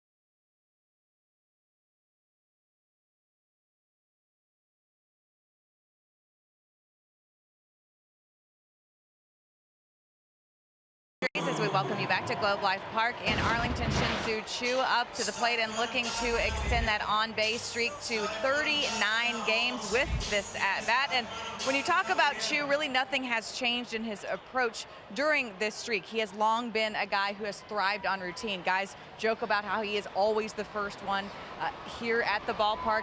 Every single day, his locker is meticulous and very organized. He's very much a routine guy, but he talked about the sniper-like focus that he wants to have with each and every at-bat, and not just that, with each and every pitch. And he said he learned a lot of that from a guy he played with in Cincinnati named Joey Votto, and he said Joey Votto taught him a lot about that, and also too how to handle pitchers in different situations instead of just approaching them one way or another. Whew.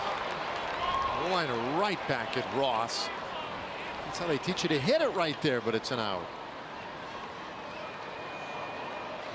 Not much you can do about that. We talked about that the other day. All you can do is try to hit the ball solidly and hope you find a hole. Not much you can do when you hit it right back like that at the pitcher. Even a step out of the batter's box when Tyson Ross snared that line drive.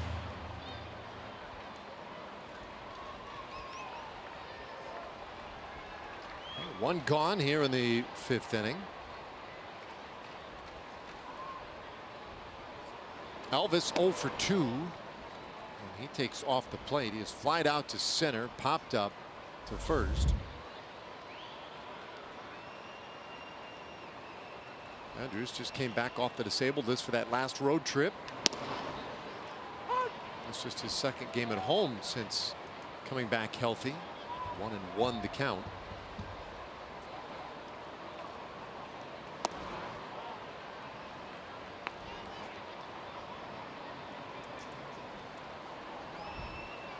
First ever stint on the disabled list. It cost him about 2 months. Check swing. Did he go? No. 3-1.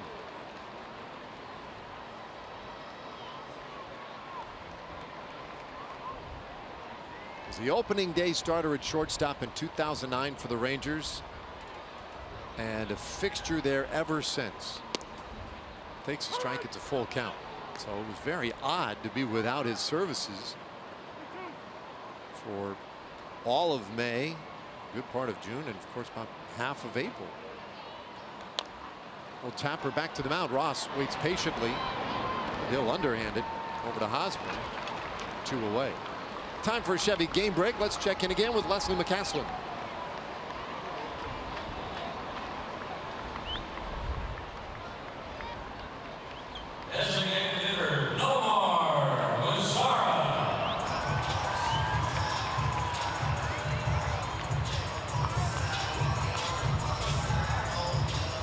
Thanks, Leslie. Mookie Betts and the Red Sox, but they're a half game out coming into play today. Yeah, the only thing that slowed Mookie Betts down a little bit was he was injured. Spent a little bit of time on the disabled list.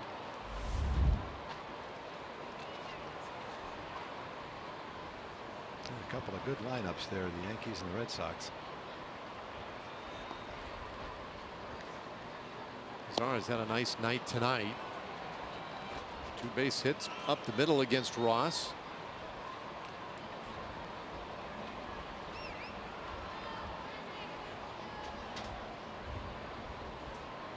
Sits safely now in 9 of his last 10 games. Watches the ball. It's 2-1.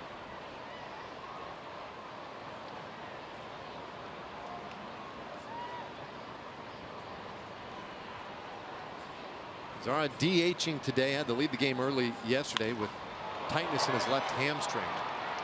This one's up in the air and hanging up there a little while. Looks like Myers is waiting for Margot to take it, but Myers ends up doing the job. We have played 5 complete with the Rangers up by 2.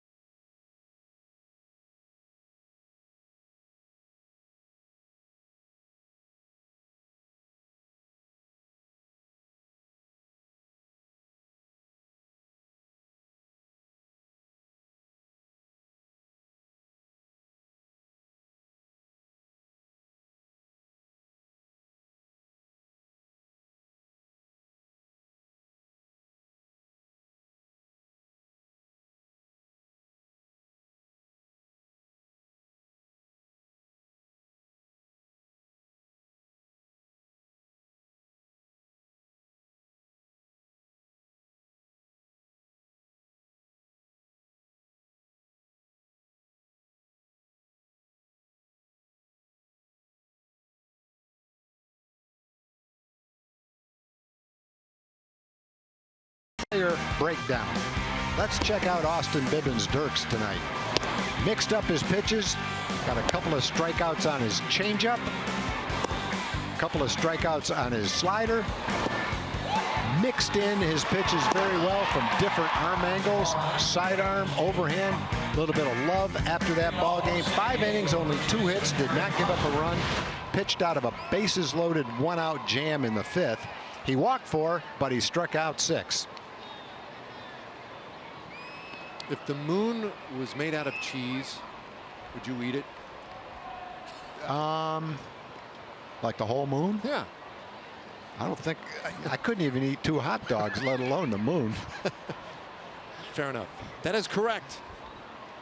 All right, Alex Claudio here in the 6th inning of Hosmer, Myers, and Spangenberg. Claudio spins out one there. Hosmer with a little wry smile for him. I might try the moon, yeah, but I would not be the first one to try it. Oh, you let somebody else try it? Oh, first. yeah. You know, someone had to eat those berries, whatever they were, for the first time without knowing what was going to happen. There are some berries that are poisonous, so I'm sure there was some casualties along the way. So no, I would not be the first to try the moon. 2 balls and no strikes on Hosmer. I trust the same goes for mushrooms. You need to be very careful with the mushrooms. Yeah, yeah. I was never into mushrooms like some people were.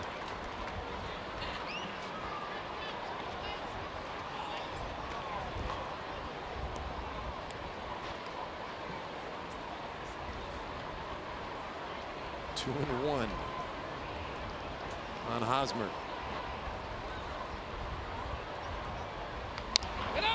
Chopper, first base. That's a fair ball. Nice job by Profar. Takes care of Hosmer, 1 away. Well, Tom, in light of our conversation, I want to say thanks to T-Mobile because fans can receive a 20% discount on tickets in the all-you-can-eat seats of the Home Run Porch on Fridays. Get your tickets in the all-you-can-eat seats for this Friday when the White Sox are in town to play the Rangers. Use the coupon code T-Mobile at TexasRangers.com/specials. And you can eat as much as you want. When I was little, one of the cereal companies used to have a promotion and a certificate where you could get like 1 square foot in the Yukon, and you could actually own it. Yeah. So they could do that with the moon, like maybe 1 square foot of the moon, so that if it was cheese, you would be guaranteed to have some. A line shot out to right field, and Myers is on here with 1 out in the 6th inning. Third baseman Corey Spangenberg. It's pretty cool. I was thinking it might be E.T. that goes flying across the moon. Yeah, maybe that's where he was going. Now these folks, they're on their way to dinner.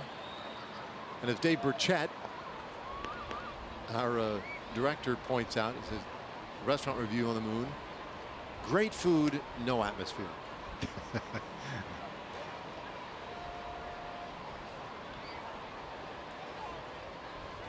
Yeah. So am I a nice guy for giving Burchett that credit, or did I just bury him? No, I thought that was pretty. I laughed at it when I heard him say it. Spangenberg. No one else probably did, but I did. I chuckled. I thought it was good. So if you went to a restaurant, what's more important, the atmosphere or the food? Food. Yeah, absolutely. Who cares about the atmosphere? Chopper over the mound could be 2. Odor steps on the bat, throws back to first. Nice stretch by Profar to complete the double play. A nice quick inning for Alex Claudio, and he's helped out by this chopper that Rugi takes by himself going across the bag. Let's see if Jurickson picks it. Yep, nice pick by Jurickson.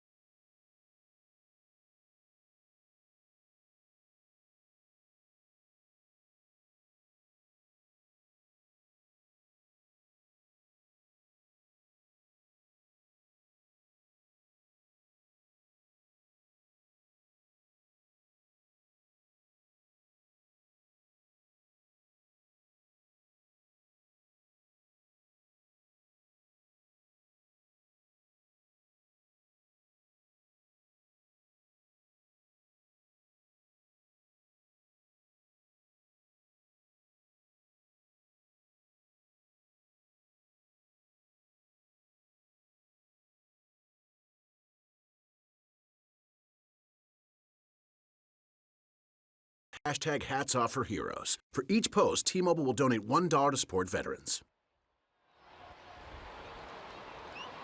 Tyson Ross out for a 6th inning of work. Adrian Beltre, his first opponent. Beltre, Odor, Profar. In this 6th inning, Rangers leading 2-0. Beltre had an infield hit his last time up and takes off the plate 2-0.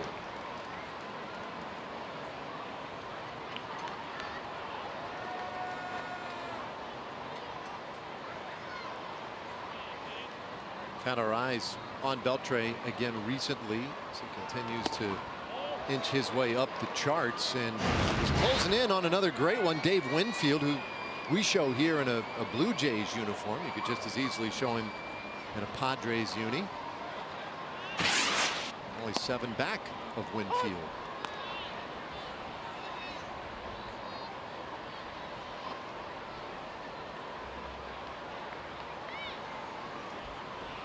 Three and 1 should get something good here. He does. It's a strike.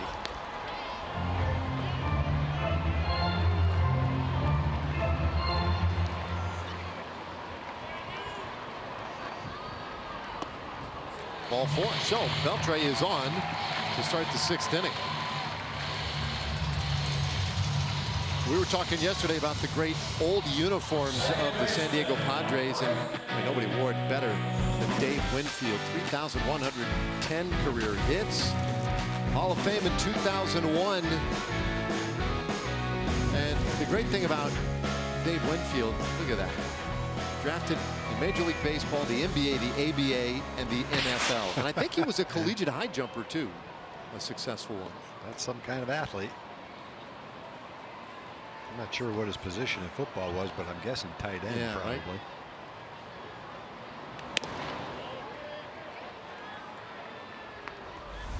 Or takes ball 1. Yeah, you'd have to figure maybe one of those guys that didn't play much football that they just knew could if he gave it a shot. Over the years, there's been a number of basketball players turn into excellent tight ends in the NFL. Gore hits this ball the other way, high in the air, deep out to left, but Myers has room. 1 away. Well, you look at this game for Rugi. He's got a home run. He's 1 for 3. But both outs that he's made have been line shots to left center field that Myers was able to run down. You know, you talk about the results, and the results in the form of hits and batting average may not quite be there yet. But if you just go by progress and the process and how he's approaching at bat after at bat, a game like this shows the kind of progress he's making. He pulled an off-speed pitch for a home run, and then he hit fastballs out over the plate sharply to left center field. It's frustrating to go, you know, to try to make these changes and then to have a game like this where you've smoked the ball twice and the guy in left field's run it down twice. It's frustrating. Just keep swinging like that, hitting the ball solidly like that, and the hits will start to fall. Profar fouls one off, 1-1. Jurickson walked, been grounded out so far.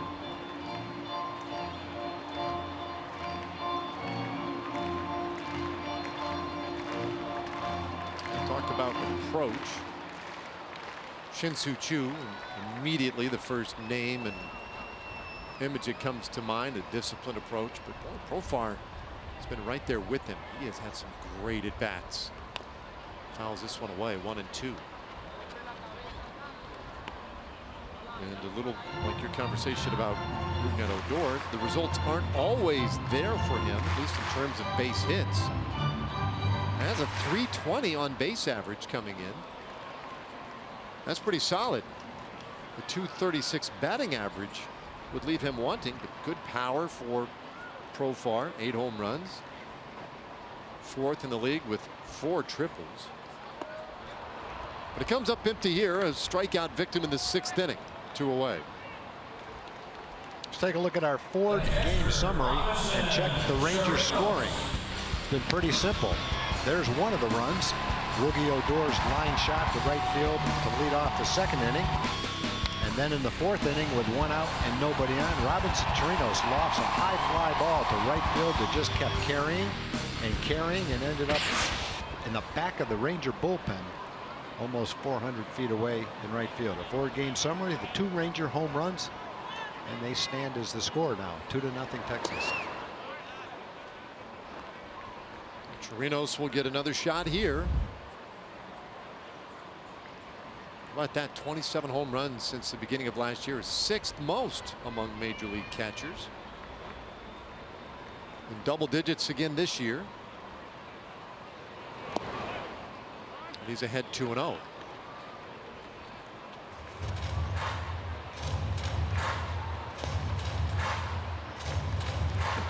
talking earlier in the game how Chirinos has been an extra base hits machine. That's when he gets a hit, it's usually for more than one base. Of course, that's been part of the story for Tyson Ross. He's been really good at limiting those. He'd allowed just 25 extra base hits this year. 6th fewest in all of Major League Baseball. There's a strike, 2-1. All right, our Southwest Airlines bullpen live look. Jesse Chavez getting ready as if he would come out and throw in the 7th inning.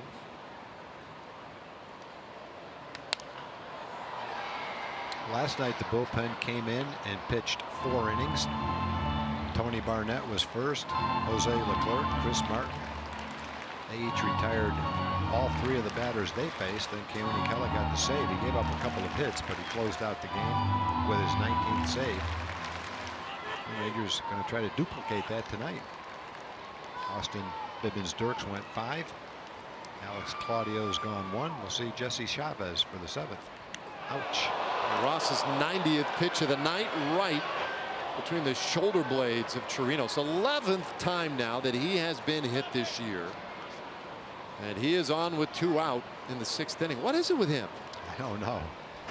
Just can't go through a game without getting drilled or taking a foul tip somewhere. That pitch, no one could have gotten out of the way of that pitch. Nasty sound to it. So he is on, and you see C.J. Cron 13 times with Tampa Bay leads the American League, but Chirinos sneaking up on him.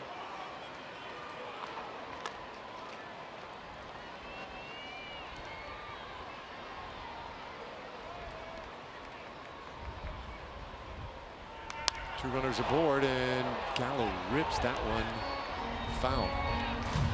Dave, you're talking about why does it keep happening to Robinson?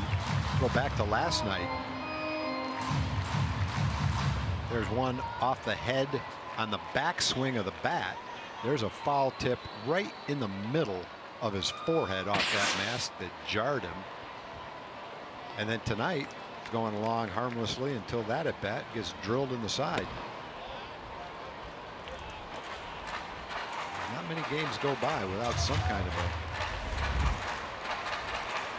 collision happening with a ball, with a bat, sometimes with a base runner. Yeah, Matt Kemp drilled in when we were in LA. Yeah. And Robinson said last night in his interview with Emily, hey, that's part of being a catcher. I love what I do. I guess you have to love it to be able to play with the aches and pains you get as a catcher.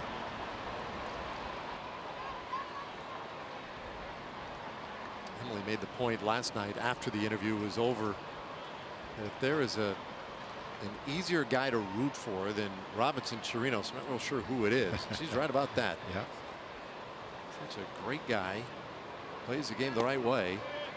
There's a strike to Gallo, and that will even things at 2-2.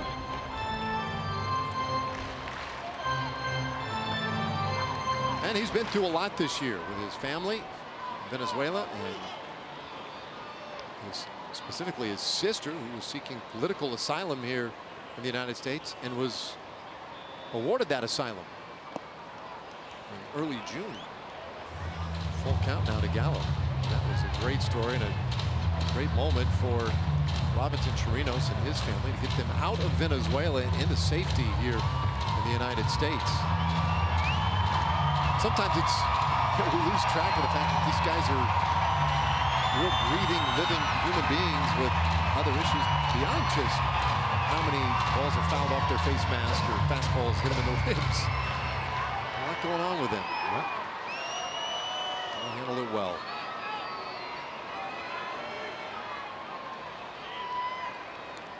Beltre out there at second. Chirinos in the near screen at first. That's off the plate. Ball four. They are loaded up.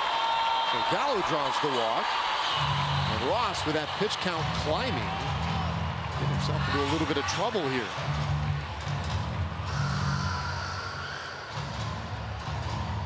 Well, Austin Bibbins-Dirk worked out of a bases loaded 1-out jam. Tyson Ross is going to try to work out a bases loaded 2-out jam here. Trying to get out of the 6th inning. Bullpen's ready. Matt Stram and Kazuhisa Nikita both preparing. Stram the left-hander, Nikita the right-hander.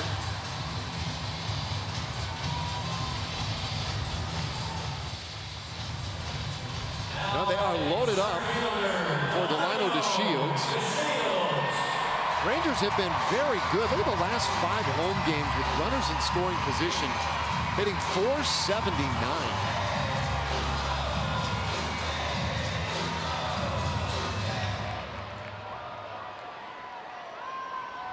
Beltre, Chirinos both in scoring position. Gallo over at first. Corners are in, middle of the infield back with 2 out. And Delino, whoa, right over his head, ball 1. Ross kind of losing his command here in the 6th inning. Only had 1 walk in 5 innings. Had a couple of walks and a hit batter in this inning. Almost another hit batter.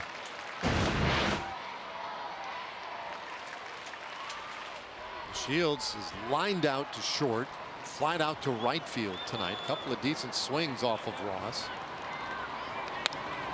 It's this one foul. It's 1-1. And lately, last 12 games, Shields with that .341 batting average. He's been swinging the bat very well lately.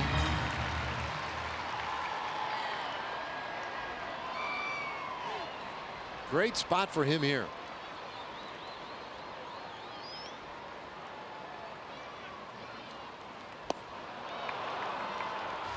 One and 2.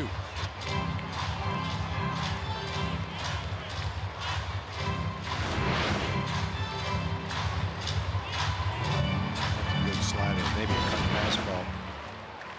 Looked like it was going to be right on the outside corner until right at the end when it darted away.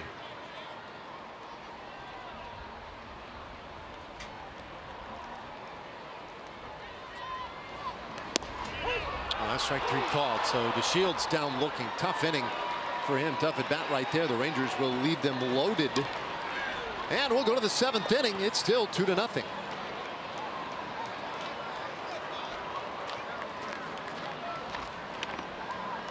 Ladies and gentlemen, we have 1 inning left.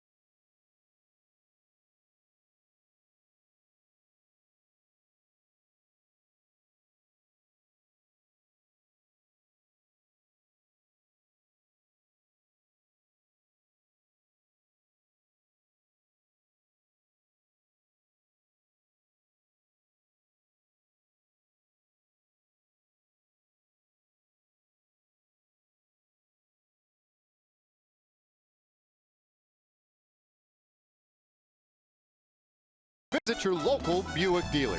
And by 5-Hour Energy Shots. Get back to 100%. Ooh, flexing. That kind of working right there. We go to the 7th inning, 2-0. Rangers on top. And Jesse Chavez on here in the 7th inning. Yeah, Jesse is, as the season has gone on, worked himself into more prominent roles with the ball club. Here he comes in a close ball game, pitching the 7th inning. Nice numbers, a nice ERA, a lot of innings. He's pitched a lot as a long man, sometimes 3 and 4 innings. Nice strikeout to walk ratio, 43-10. Given up some home runs, but not as many lately.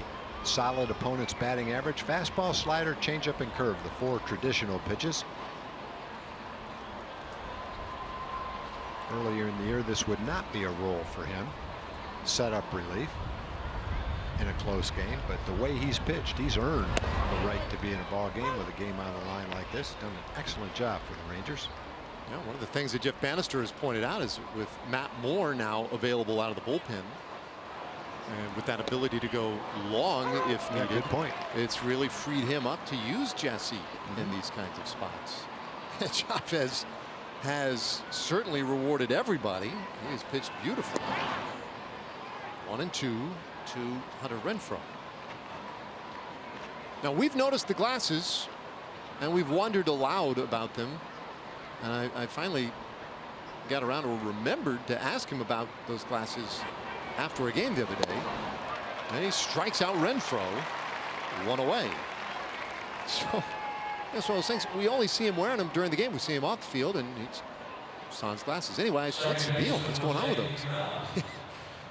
He ran out of contact lenses not long ago on a homestand. And he said, so I went to order them, but they sent them to my home in LA. And so I threw on these glasses one day, figuring, well, you know, what the heck, I gotta have something. And he likes it. He likes prescription? Yeah. Cool. Yeah. So he likes how they look. He's pitched very well since he's put them on. He's like, so I'm just sticking with them. I said, you're not gonna have somebody send those, you know, contact lenses along or anything? I said, nope. But he is gonna stick with the white frames at home. And we did see him on the road in LA. But the last road trip, he brought out a different pair of shades when we were in Minneapolis or KC. And he said, I'm going with these on the road and the white ones at home. And he's going to stick with them. He says, forget it. No more contact lenses. He's not wasting any time either. Hitters are having to step out. He's got the ball and ready to go. Yeah, he's pitching with some confidence these days. Perella takes a long time.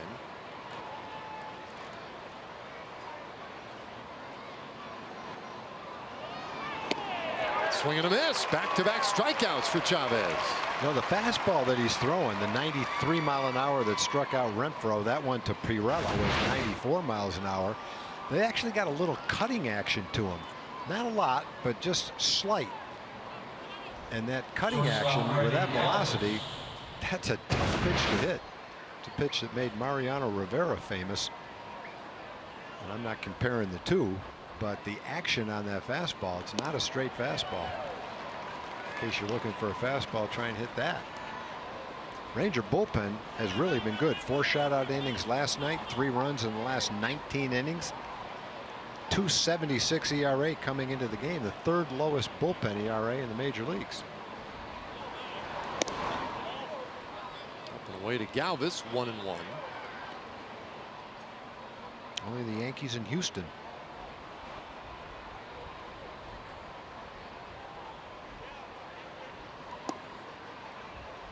2 balls and a strike. Yeah, this bullpen has been lights out lately, and it's made a big difference in terms of their ability to come back and win games. Now today they're working with a lead. Galvis sends this one to center. And so the Padres have a base runner against Chavez here in the 7th inning. We ought to mention Martin Perez. Martin Perez had a minor league assignment last night, a rehab assignment. He pitched an A ball for Hickory. He pitched 5 innings, gave up 2 hits, no runs, no walks, and struck out 9. So 5 innings, 9 strikeouts. He threw 59 pitches, and 51 of them were strikes. And that doesn't matter whether he's pitching in a high school game or a big league game. 51 out of 59 pitches being strikes is pretty impressive. Rangers won a couple of games in A-ball yesterday. Martin Perez started one. Yohander Mendez started the other. They had a couple of big league pitchers pitching in A-ball, helping those two minor league teams get wins. 2 on Ellis. You'd have to think from that performance yesterday that Martin is not that far away from coming back to the big leagues.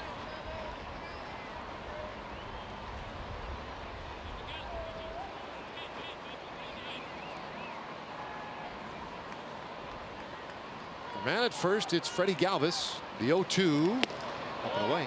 Snap go down to first, but Galvis saw that one coming.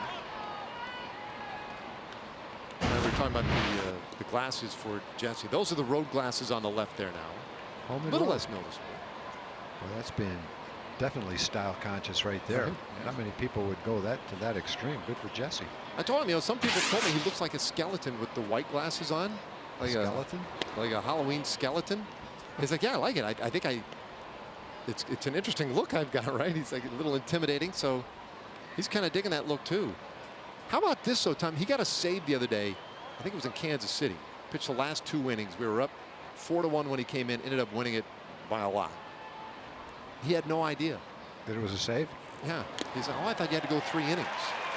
It's a swing and a miss. And he gets Ellis, strikes out the side in the 7th. The Chavez stays high. Bottom of the 7th coming. Shin-Soo Choo will lead things off.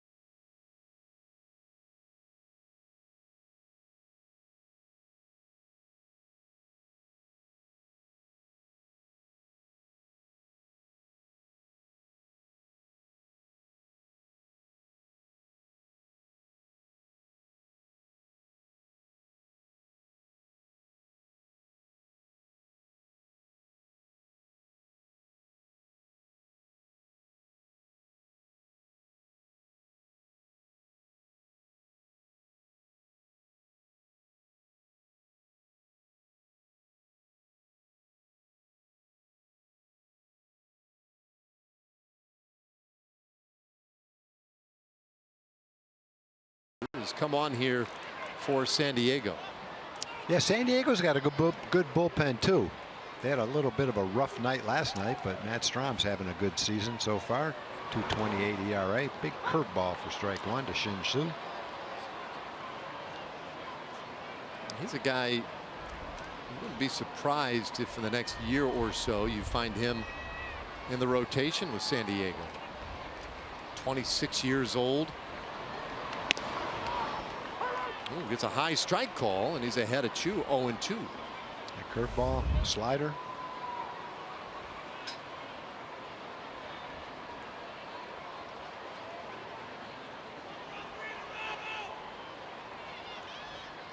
Choo 0 for 3 so far. And Strom strikes him out. No, he does not. He held off. Tony Randazzo down there at third. Waved him safe. He did not go around. Pretty close. I think he might have gotten a break. Thank you, Tony. Choose hitting streak and on base streak at risk here in the 7th. Strom's 1-2. Just off the plate. Boy, Strom, I think, thought he had the strikeout there. Oh, good arm by Strom. 96 with that last fastball. He was part of a big trade with Kansas City. Ryan Buchter, Trevor Cahill, Brandon Maurer. 2-2 pitch. Wow, that one is down low. So a couple of close ones. It's a full count. He's walked 11 in 23 innings, so control has been a little bit of an issue for him.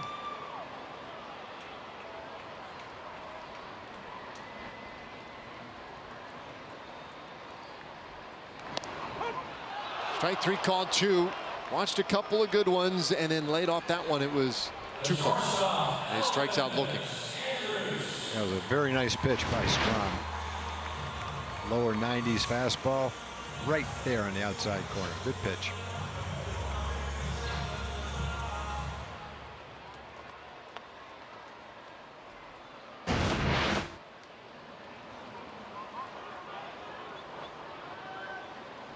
One away. The streak is in danger. Yes, it is. Andrews out to left field, and Myers is there. 2 gone. Time for a Chevy game break. Let's throw it back once again to Leslie McCaslin. Designated hitter, Nomar Mazara.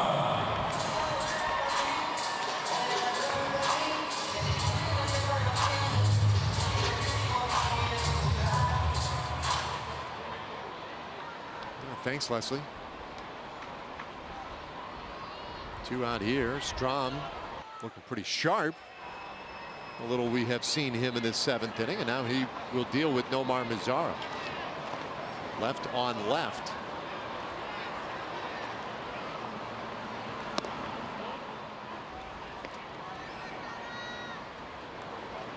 Mazara has done most of the heavy lifting, or some of the heavy lifting at least. Odor's hit and Chirinos' hit, well, those went over the fence. Time for the Rangers 2 runs. The chopper foul. 1-1 on Nomar.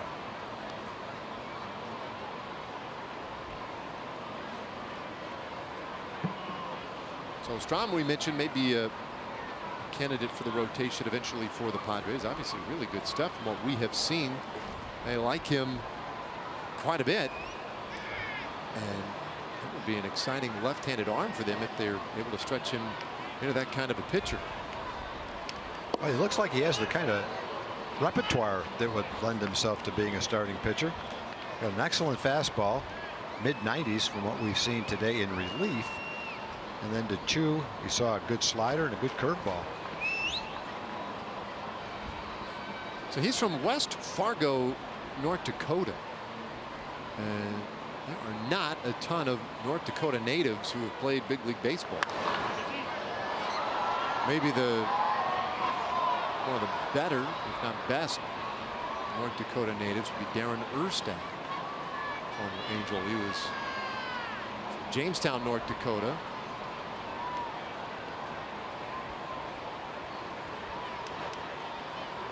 You get pressed when faced with that little trivia question and to name a guy.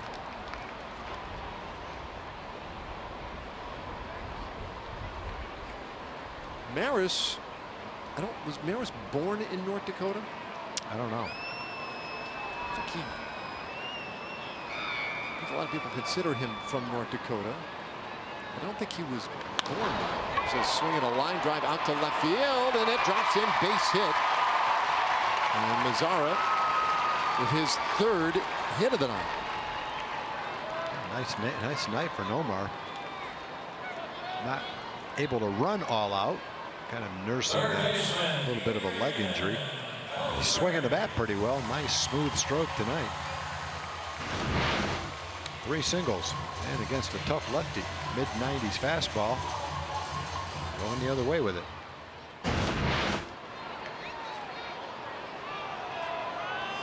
He continues to see the ball well. Mazzara on for Adrian Beltre, who was walked and singled today. Roger Maris, born in Minnesota, Hibbing, Minnesota, and then his family moved to Grand Forks, North Dakota.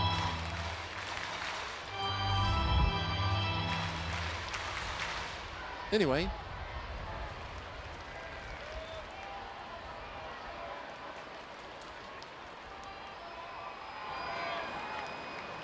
Adrian ready. Pitch is inside. Strong coming after him there at 94 miles per hour.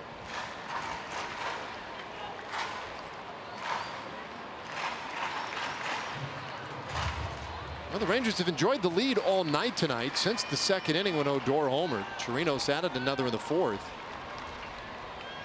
We're getting to that part of the contest, though, where you realize it's still a very tight game, 2-0. Insurance runner 2 here would feel awfully good.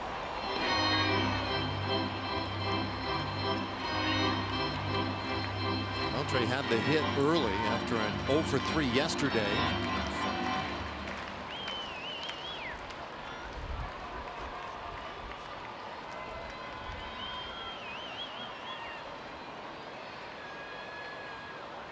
This is a 21st game back for Beltre from the disabled list. 1-2 pitch, and he swings and misses, strike 3. So it is a scoreless 7th inning for Strahm. And we will go to the 8th inning. Beltre still goofing around with Libka. 2-0 Rangers lead.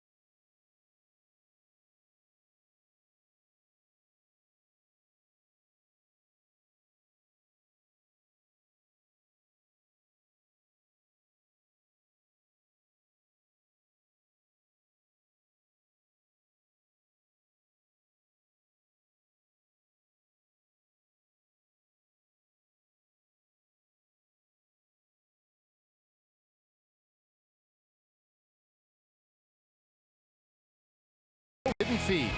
That's transparency. And by Ford. Visit your local Texas Ford dealer today. Ford is the best in Texas. We played 7 tonight. Rangers lead 2-0. And Jake Diekman on here to face the top of the order in the 8th inning. 4 shutout innings last night, 2 so far tonight. Jake will try to make it 3. 34th game, nice ERA. Having a nice solid season. 35 strikeouts in 27 innings. Keeping the ball in the ballpark. Opponents are only hitting .216 against him. I get Jankowski, Margot, and Hosmer here in this 8th inning.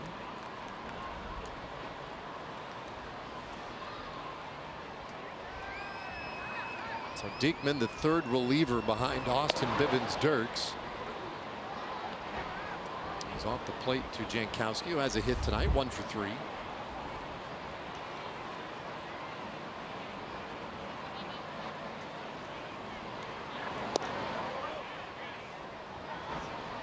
Should be well rested. Diekman pitched in all 3 of the games we played in Kansas City. The Rangers had an off day on Thursday. He did not appear in the series in Minnesota, so he's got like 5 days rest. And he's just wide of the zone there, 3-0. Sometimes that can be a little too much for a reliever.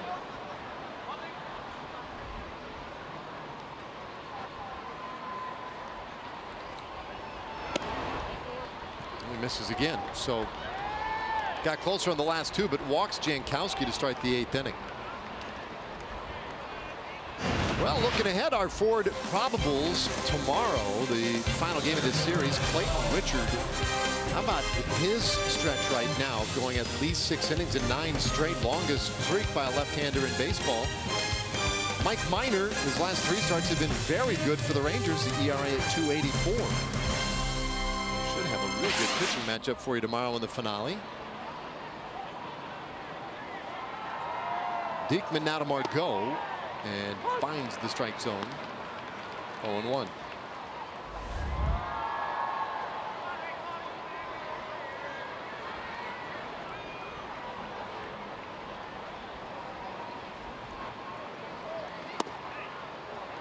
It was off the corner there, so found the inside edge, and then low and away. Jumps ahead on Margot, 0-2. A lot of heroes out of this bullpen lately. Diekman certainly one of them. That one a little too far in.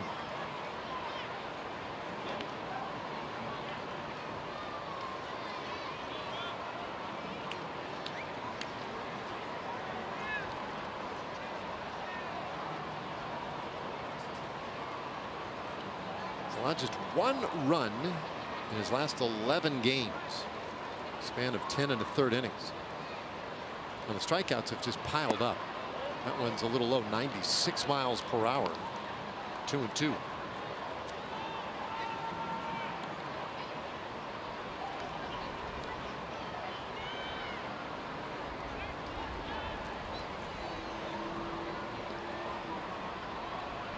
Diekman in these tight games has settled into that 8th inning role, trying to get the ball to him. Keone Kela in the 9th inning, who has been so good. That combination has been a solid one for Jeff Bannister. He is able to manage this bullpen beautifully now for, we'll get close to 5-6 weeks now, where things have clicked along very efficiently. This one in the air, foul, out of play. Even the last week, just we seem to do this from time to time, but you cut off a nice little stretch for a team. But look at this, a 1.42 ERA in the last week with 6 for 6 in save opportunities. And they're not all Kellas. Chavez has had one. Diekman has had one. Matt Moore almost got one the other day. A 3-inning save. Down the line, foul again.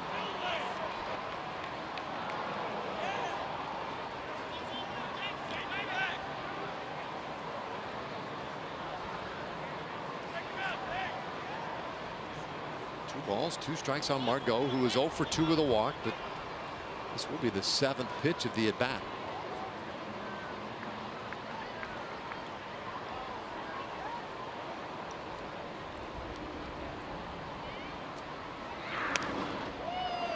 There will be an 8th.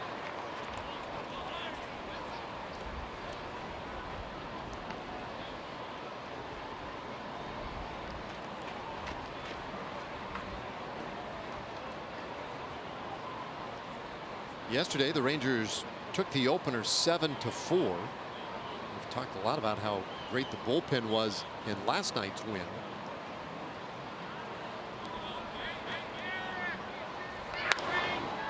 Margot is a real pest. Just hoping to tire him out.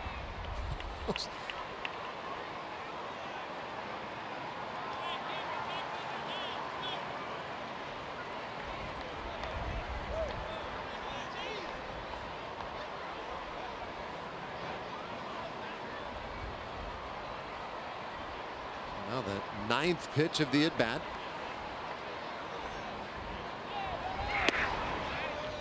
It's a full count. When you were a hitter, Tom, if you were able to work a guy this long, 9, 10 pitches, did you feel like it was becoming more and more on your terms? Yeah, I didn't have a lot of at-bats like that, but I think when you do, as longer the at-bat goes, the more confident you feel.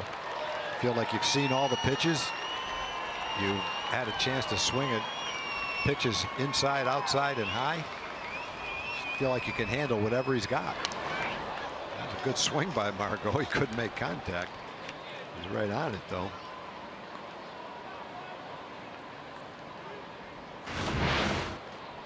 Mid-90s fastball.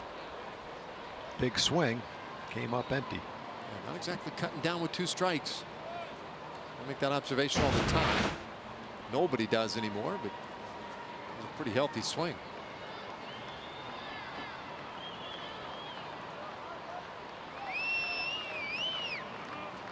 Jankowski, been waiting patiently over there at first base, hasn't drawn any throws, has not taken an aggressive lead. Now he does have 12 steals this year to lead the Padres. 3-2 the count.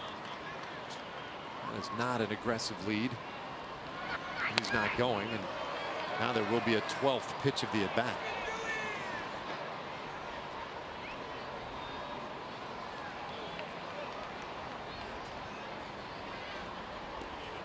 Starting to approach that Brandon Belt territory here. Belt, who reeled off a 21 pitch at bat to start a game for the Giants earlier this year. This number 12 to Manuel Margot, and he fouls it away.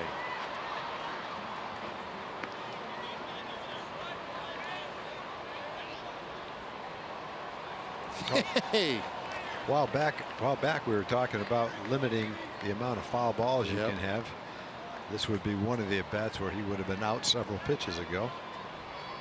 You don't make contact after a certain amount of pitches with 2 strikes.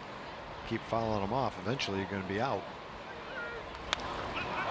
Pops this one up, might be playable. It's another foul ball. Profar is there. 1 away. Oh, a long at bat, but Jake kept pumping the strike zone with strikes, and he won that battle. 13 pitch at bat to get the out. Hey, celebrate the 4th of July with America's Pastime. Come on out to the ballpark. Astros in town. Final time this year. Astros Rangers 6:05 game. And you can enjoy 4th of July fireworks after the ball game. Get your tickets at TexasRangers.com or by calling 972-RANGERS.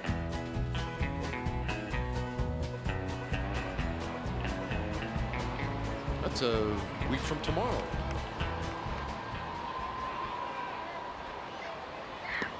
Well, Diekman won the battle. And now has to deal with Eric Hosmer, a left-handed hitter who is 0 for 3.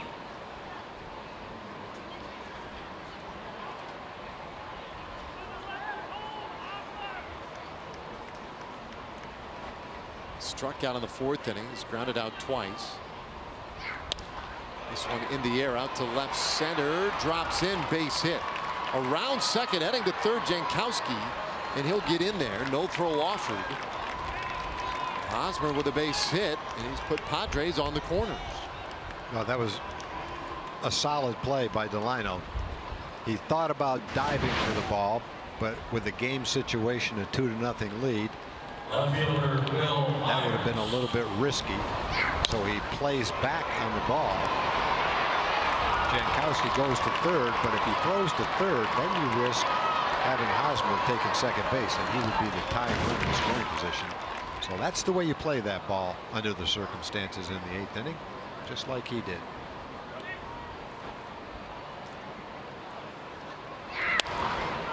First pitch swinging. Myers drops this one out into left field. That's a base hit. 1 run is in. Hosmer to third. And Myers with the RBI double gets the Padres on the board here in the 8th inning. It's a 2-1 game.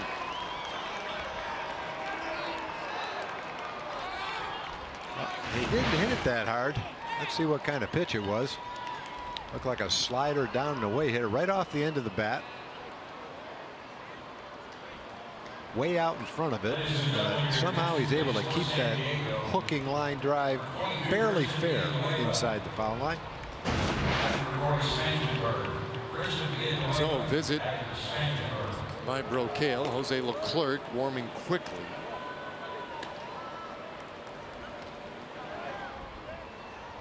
Brocale and Diekman talking things over here. Only one out. Tying run is at third.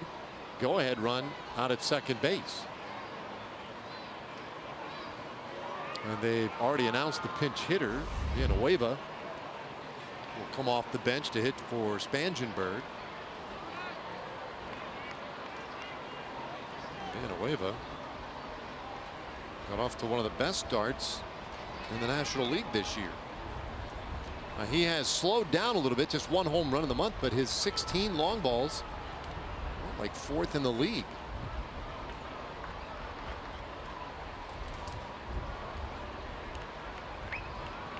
So the Padres and Andy Green find a good spot to use him.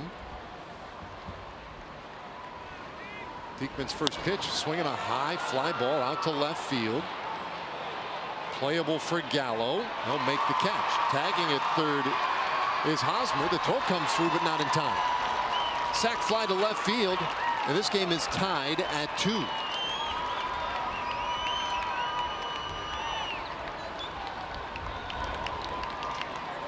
We mentioned Villanueva last night, how well he's hit against left-handed pitching. Has not had a good month of June, but he got the job done there. Got the ball up in the air, got the sac fly.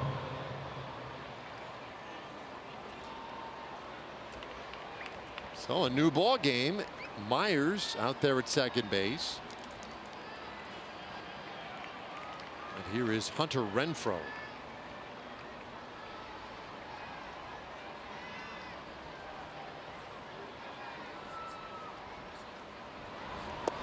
Rangers with a pull shift set up for Renfroe, which means that Profar is the only man on the right side. Beltre, Andrews, Odor all on the left side of second base.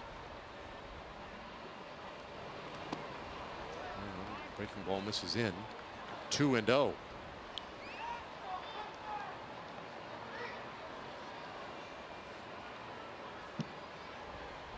Renfroe had 3 hits in yesterday's game. He has walked in this one tonight.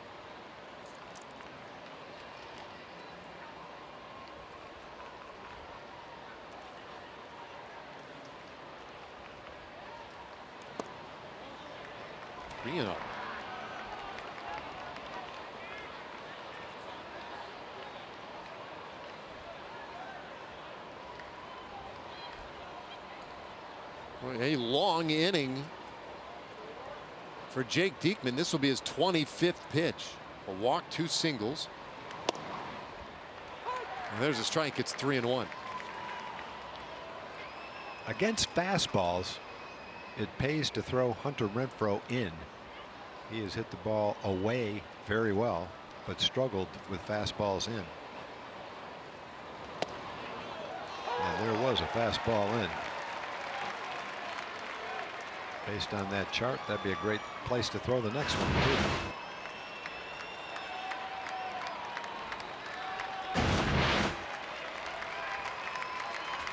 Full count. 3-2 pitch. And a pop foul back our direction. Look out, Tom.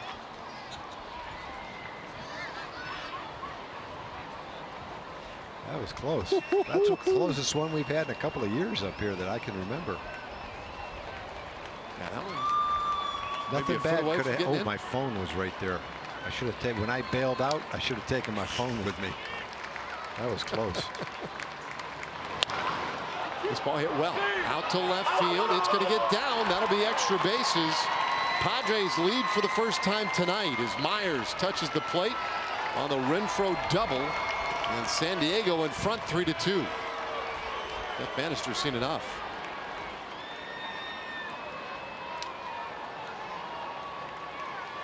Just didn't go the way of Jake Diekman in this 8th inning. 3 runs in, and he will not be able to complete the 8th. Bannister digs into that bullpen down by a run in the 8th.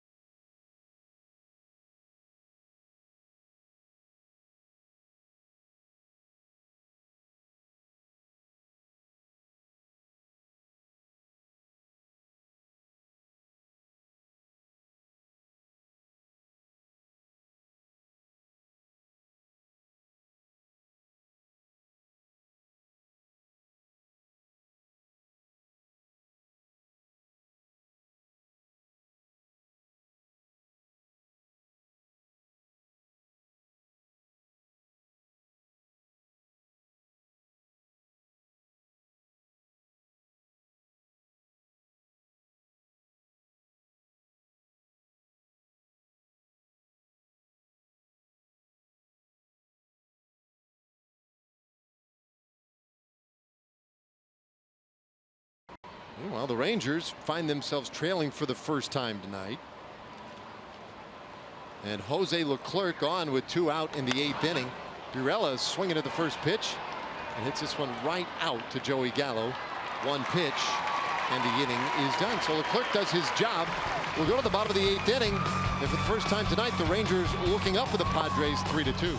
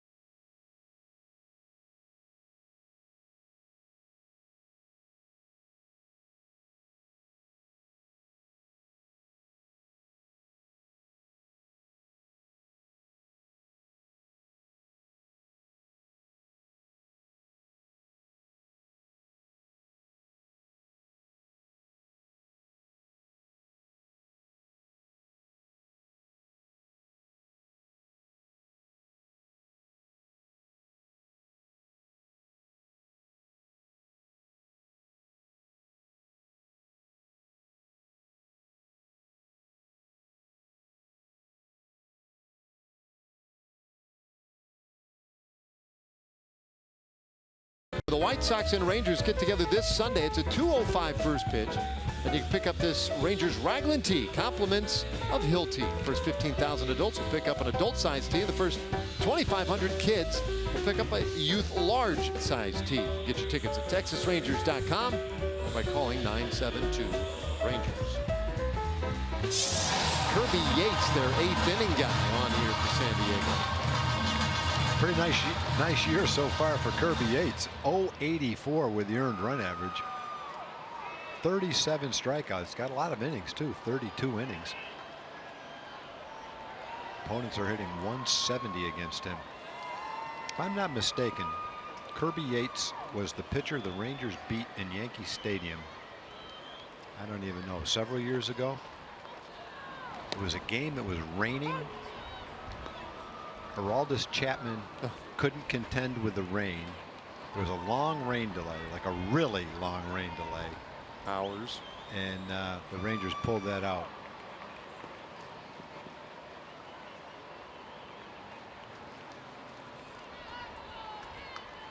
Yeah, the Rangers were making a push on Chapman when the rains were coming down. And it seemed really shady when they pulled the tarp out. It's like, come on. Chapman did not want to be in that game. Well, he did.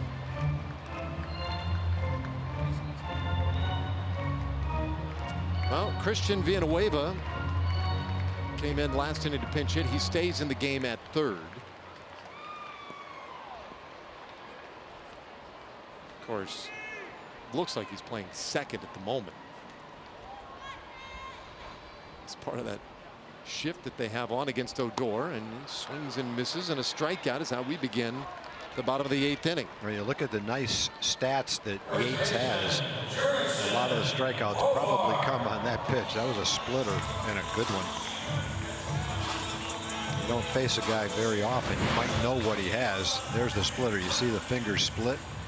There's the spin, and the action on it drops significantly toward the end. Looks like a good pitch to hit. Bottom drops out of it right as it gets to home plate. Definite strikeout pitch if you can perfect it. Mid-90s fastball to go along with it.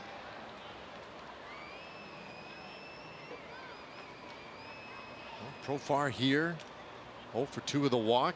Yates has been a big part of the formula for the Padres. Their bullpen, a little bit like the Rangers, has been one of the real bright spots. Yates setting up Brad Hand has been the solid part of the formula for Andy Green. The part that they know is there consistently night by night. You mentioned earlier that 0.84 earned run average tells you just about all you need to know.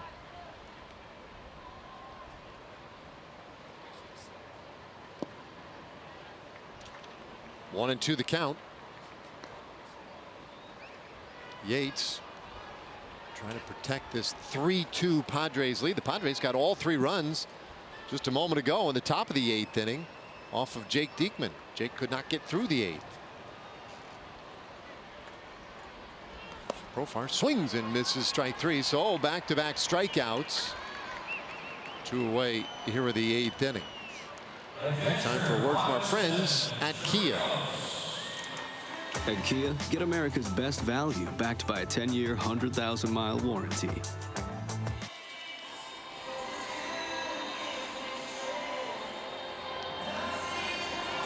Yates pretty sharp so far. Back-to-back strikeouts.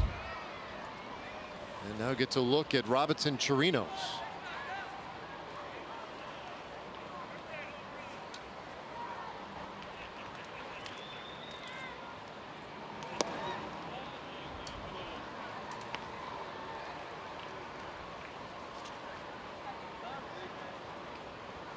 The home run earlier, hit by a pitch in the 6th inning. It's the 11th time this year he had been plunked.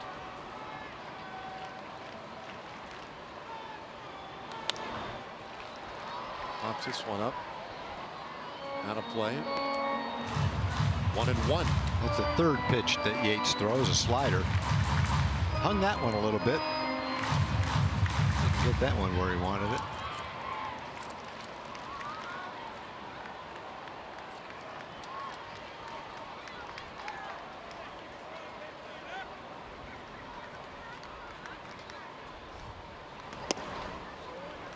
When Chirinos was hit by a pitch in the 6th inning, next batter Gallo walked. That loaded the bases. At the time we kind of wondered, up 2-0. I think we mentioned at the time that while it's been a pleasant ball game, Rangers have led the whole way. Insurance run or 2 might have been critical there. DeShields struck out looking to leave them loaded. And now that situation looks a lot bigger. Kind of frustrating to spend the time and effort that the Rangers have to this point to lead 2-0 all night, only to have it disappear rapidly in the 8th. But there's still time.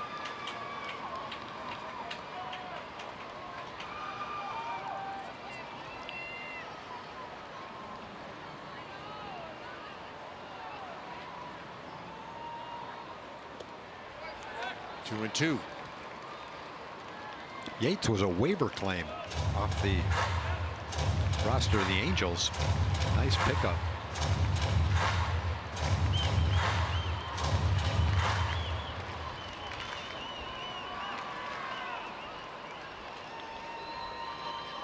Well, last night it was the bottom portion of the order that was so good for the Rangers. Chirinos hits this ball down the left field line. If that stays fair, just foul. That was a splitter. Robinson almost lost it down the left field line. Wasn't fouled by a lot, 4 or 5 feet probably. A little bit out in front of it. It's an off-speed pitch. Works a little bit like a changeup. Just barely fair. Knows he's got the distance, hoping he's got the right angle down the line. That's how close it was. He was watching it right till the very end, hoping it was going to hit the foul pole.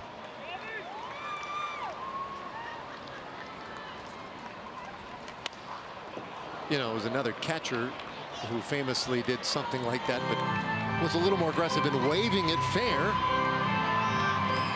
I remember that. Carlton Fisk 6th game of the World Series. I was watching that with my father-in-law. Long game. It was late at night on the East Coast. I remember that game. That was a great game. Kind of hoping Trinos would give it similar body language. He was trying to walk it down the line there to first. Here's a 2-2. And he swings and misses strike three. So Yates, very sharp, strikes out the side in order. So we're off to the ninth inning. Padres leading it 3-2.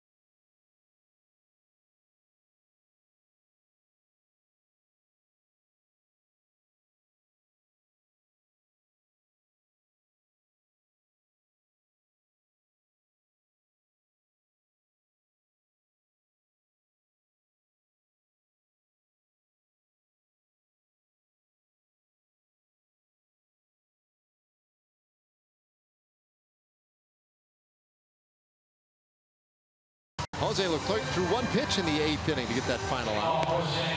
He is on here for a 9th inning of work.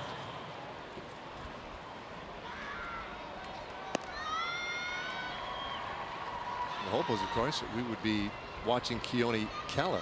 So last inning we were talking about Carlton Fisk, game 6. Here you go. This was the famous moment. Watch the body language. Hey. He got it.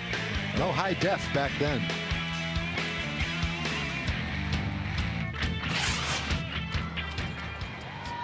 Wow. Yeah, one of the great moments in postseason history. Yep. Jose Leclerc going after Galvis. Galvis, it's interesting. A little uncomfortable after that swing. Fouled off strike one.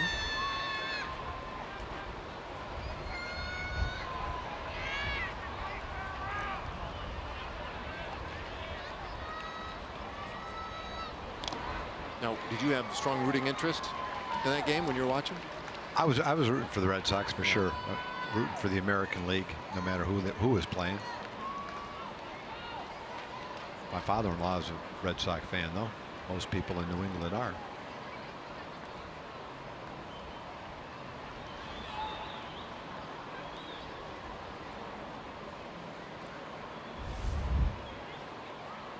Galvis in a hole 0-2. Leclerc gets him to swing and miss. That changeup had him way out in front. And a strikeout to start the ninth. It's the cut changeup that looks like a slider.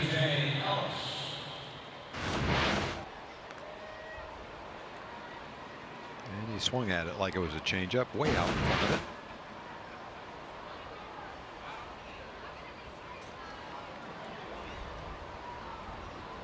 So now A.J. Ellis, another catcher, so takes one outside.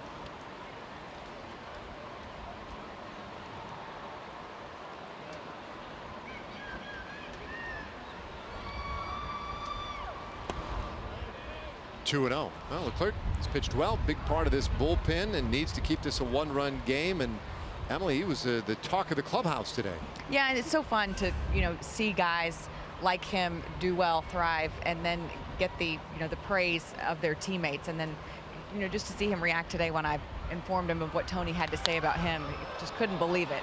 I thought it was really a special moment for for him to, kind of have that gratification of knowing that, maybe someone not even told just him, but, made others aware of the things that he was doing as a teammate. And just on a personal level, talking to Jose about, the desire to learn English and to be able to communicate in that manner, not only with his teammates, but also with the media. Another step as far as him wanting to take that leadership role. Maybe not the most outspoken guy, but definitely one that leads by example.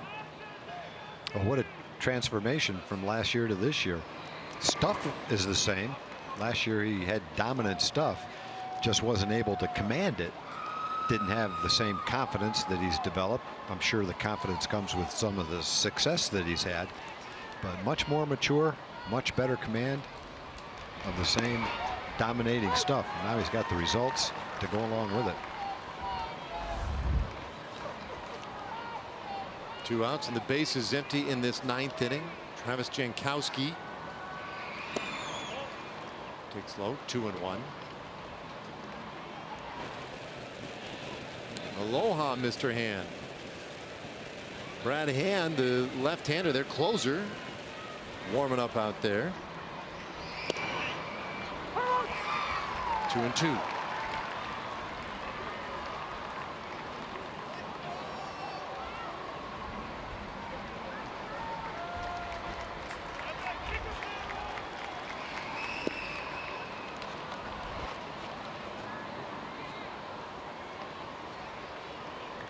Clerk would like to take care of Jankowski here and not have to deal with Margot, who had that 13 pitch at bat last inning. That might have been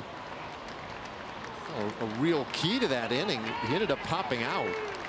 That was a bit of a backbreaker. This one shanked foul.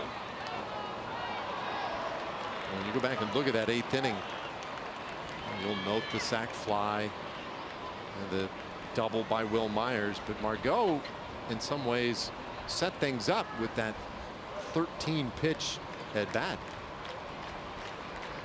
Second at bat of the inning and took a little bit of the gas out of Beekman's tank. 3-2 pitch.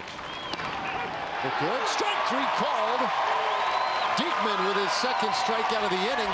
Throws an inning and a third perfect in relief. And now Joey Gallo, Delino DeShields, and Shin-Soo Choo are due in the ninth.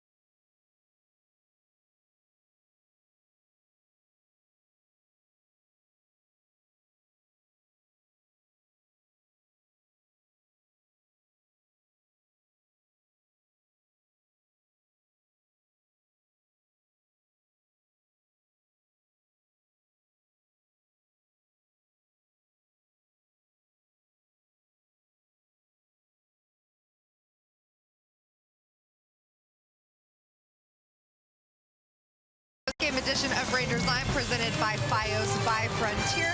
I guess we're going to be talking about a Rangers comeback. Shin-Soo Choo extending his streak. He's about to come up. Pudge, what do you want to talk about? Well, tough 8th inning for Jake Diekman. He's been pitching very good for the year. Tough 9. But hey, we got Gallo, a power threat coming up. I want to talk about a walk-off win. Okay, you heard it right here. Stay tuned. We'll have it after the game. Dave, Tom? I'd love to do the same. So here we go, 3-2, 9th inning. Well, that's the pitch Joey's going to see. That's Brad Hand's signature pitch, that hard breaking ball. 21 out of 25. He's blown 4 saves, 56 strikeouts in 38 innings, giving up 5 home runs. Opponents are only hitting 176 though against him, and when he's on, it's that hard breaking ball that is the equalizer for him. He's got a good fastball, but he throws that breaking ball, throws it to right-hand hitters or left-hand hitters.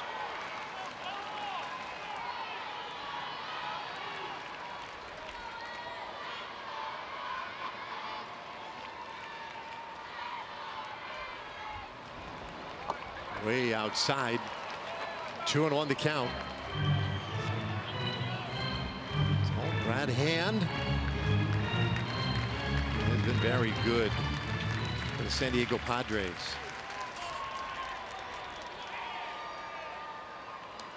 And trying to save this one and pull them out of a little bit of a funk. They have dropped 8 of their last 9. Took the lead with 3 runs in the 8th inning.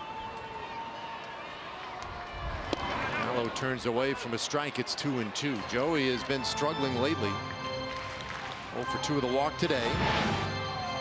All curveballs. Here comes another one. It's a hard curveball too. 83 miles an hour.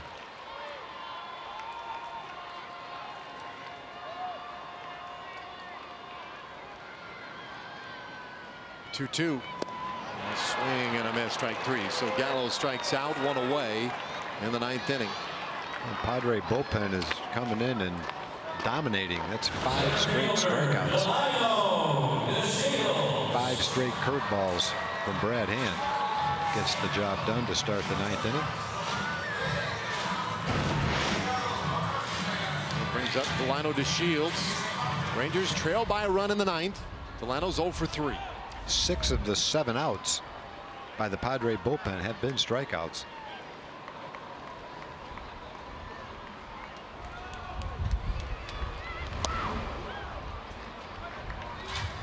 See, Hand also has plenty of fastball. 95 mile an hour sinking fastball. He's been mentioned in trade deadline conversations. A lot of teams could use him. Bouncer left side.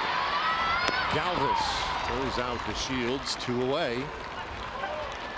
It looked like the streak was over, Dave, but Shin-Su's got another shot at it here.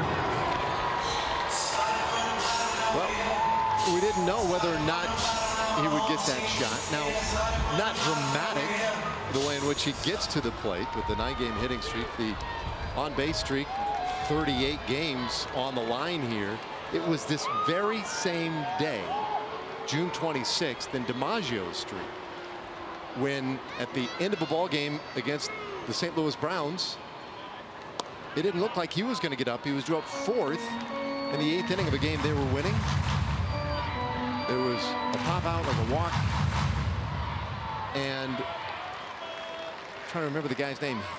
Henrik came Tommy to the Henrik? plate. Tommy Henrik. And he asked if he could bunt, just to make sure he didn't hit into the double play. And he did. He bunted, got it down. They threw him out. First base was open now. DiMaggio coming up now. You could have just walked him, but they pitched to him. He doubled. Wow. Streak continues. That was the last at bat the Yankees, of course, would get in that game. They would go on and win. The good thing is Shin-Su doesn't need a hit to keep his streak going. Needs to lean in here. 2-0. He takes a strike.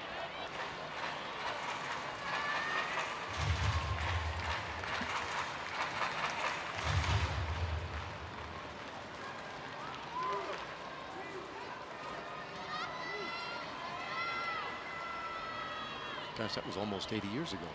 Wow. What? Like 75 years ago, something like that. 2-1 pitch. There's a strike.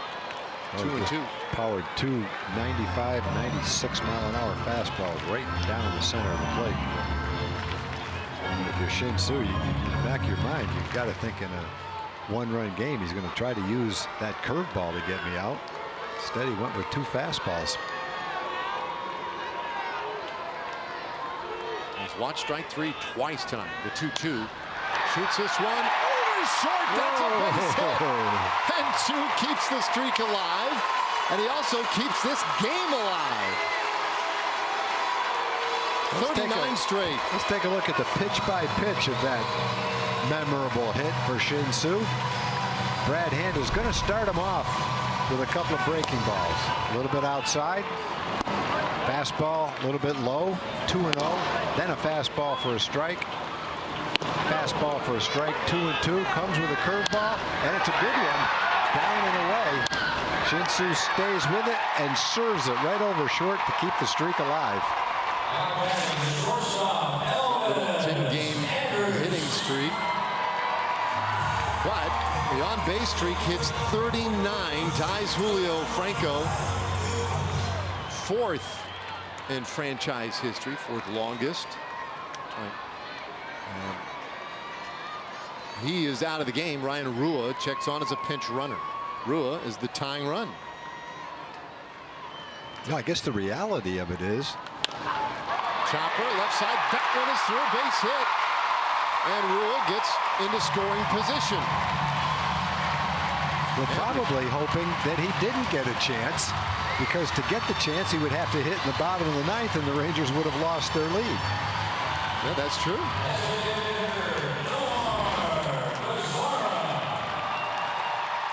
Elvis rolls one through the left side, and now Nomar Mazara trying to get his 4th hit of the night and tie this ball game.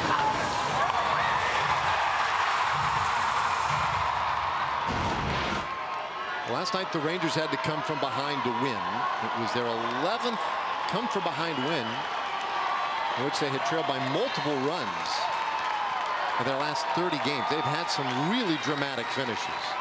And Mazara has 3 hits tonight. The winning runs are out there. And he takes a fastball for a strike. Rangers do not have a hit with a runner in scoring position yet tonight.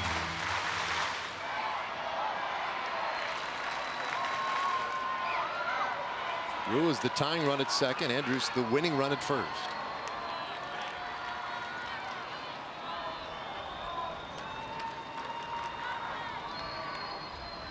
Pitch to Nomar. Off the plate.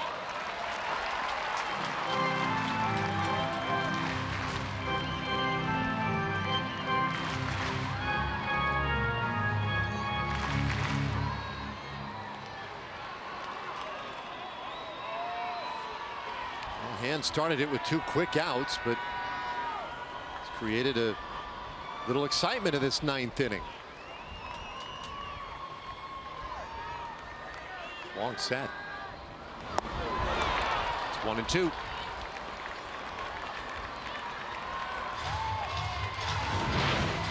Combination of the mid-90s fastball and a big hard-breaking curveball, 85 miles an hour. Usually a curveball like that probably be in the 70s. Throws that thing hard. At the speed of a slider.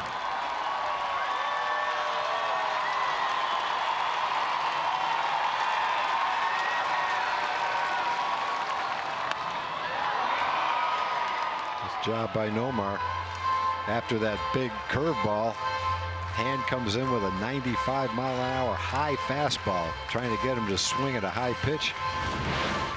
Nomar has the ability to foul that ball off and spoil it, make some contact.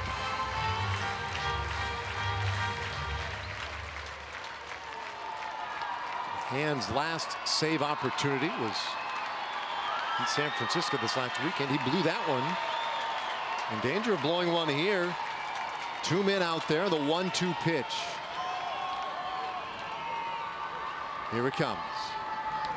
And a swing and a high fly ball, short center field. Margot coming on, and he'll get there. And Hand indeed does finish it off. Rangers leave a couple, and they fall tonight 3-2. Our final score, but Chu keeps the streak going. 39 straight for Shin-Soo Choo. Unfortunately, it would not be enough. So tomorrow, the rubber match in the finale here. Stay with us. Lots more to come. Leslie McCaslin along with Pudge Rodriguez And Mike Bassick back in the studio to break this one down for you. For Tom Grieve, Emily Jones, and our entire crew, I'm Dave Raymond, inviting you to stay with us. More coverage of Rangers baseball continues right after this.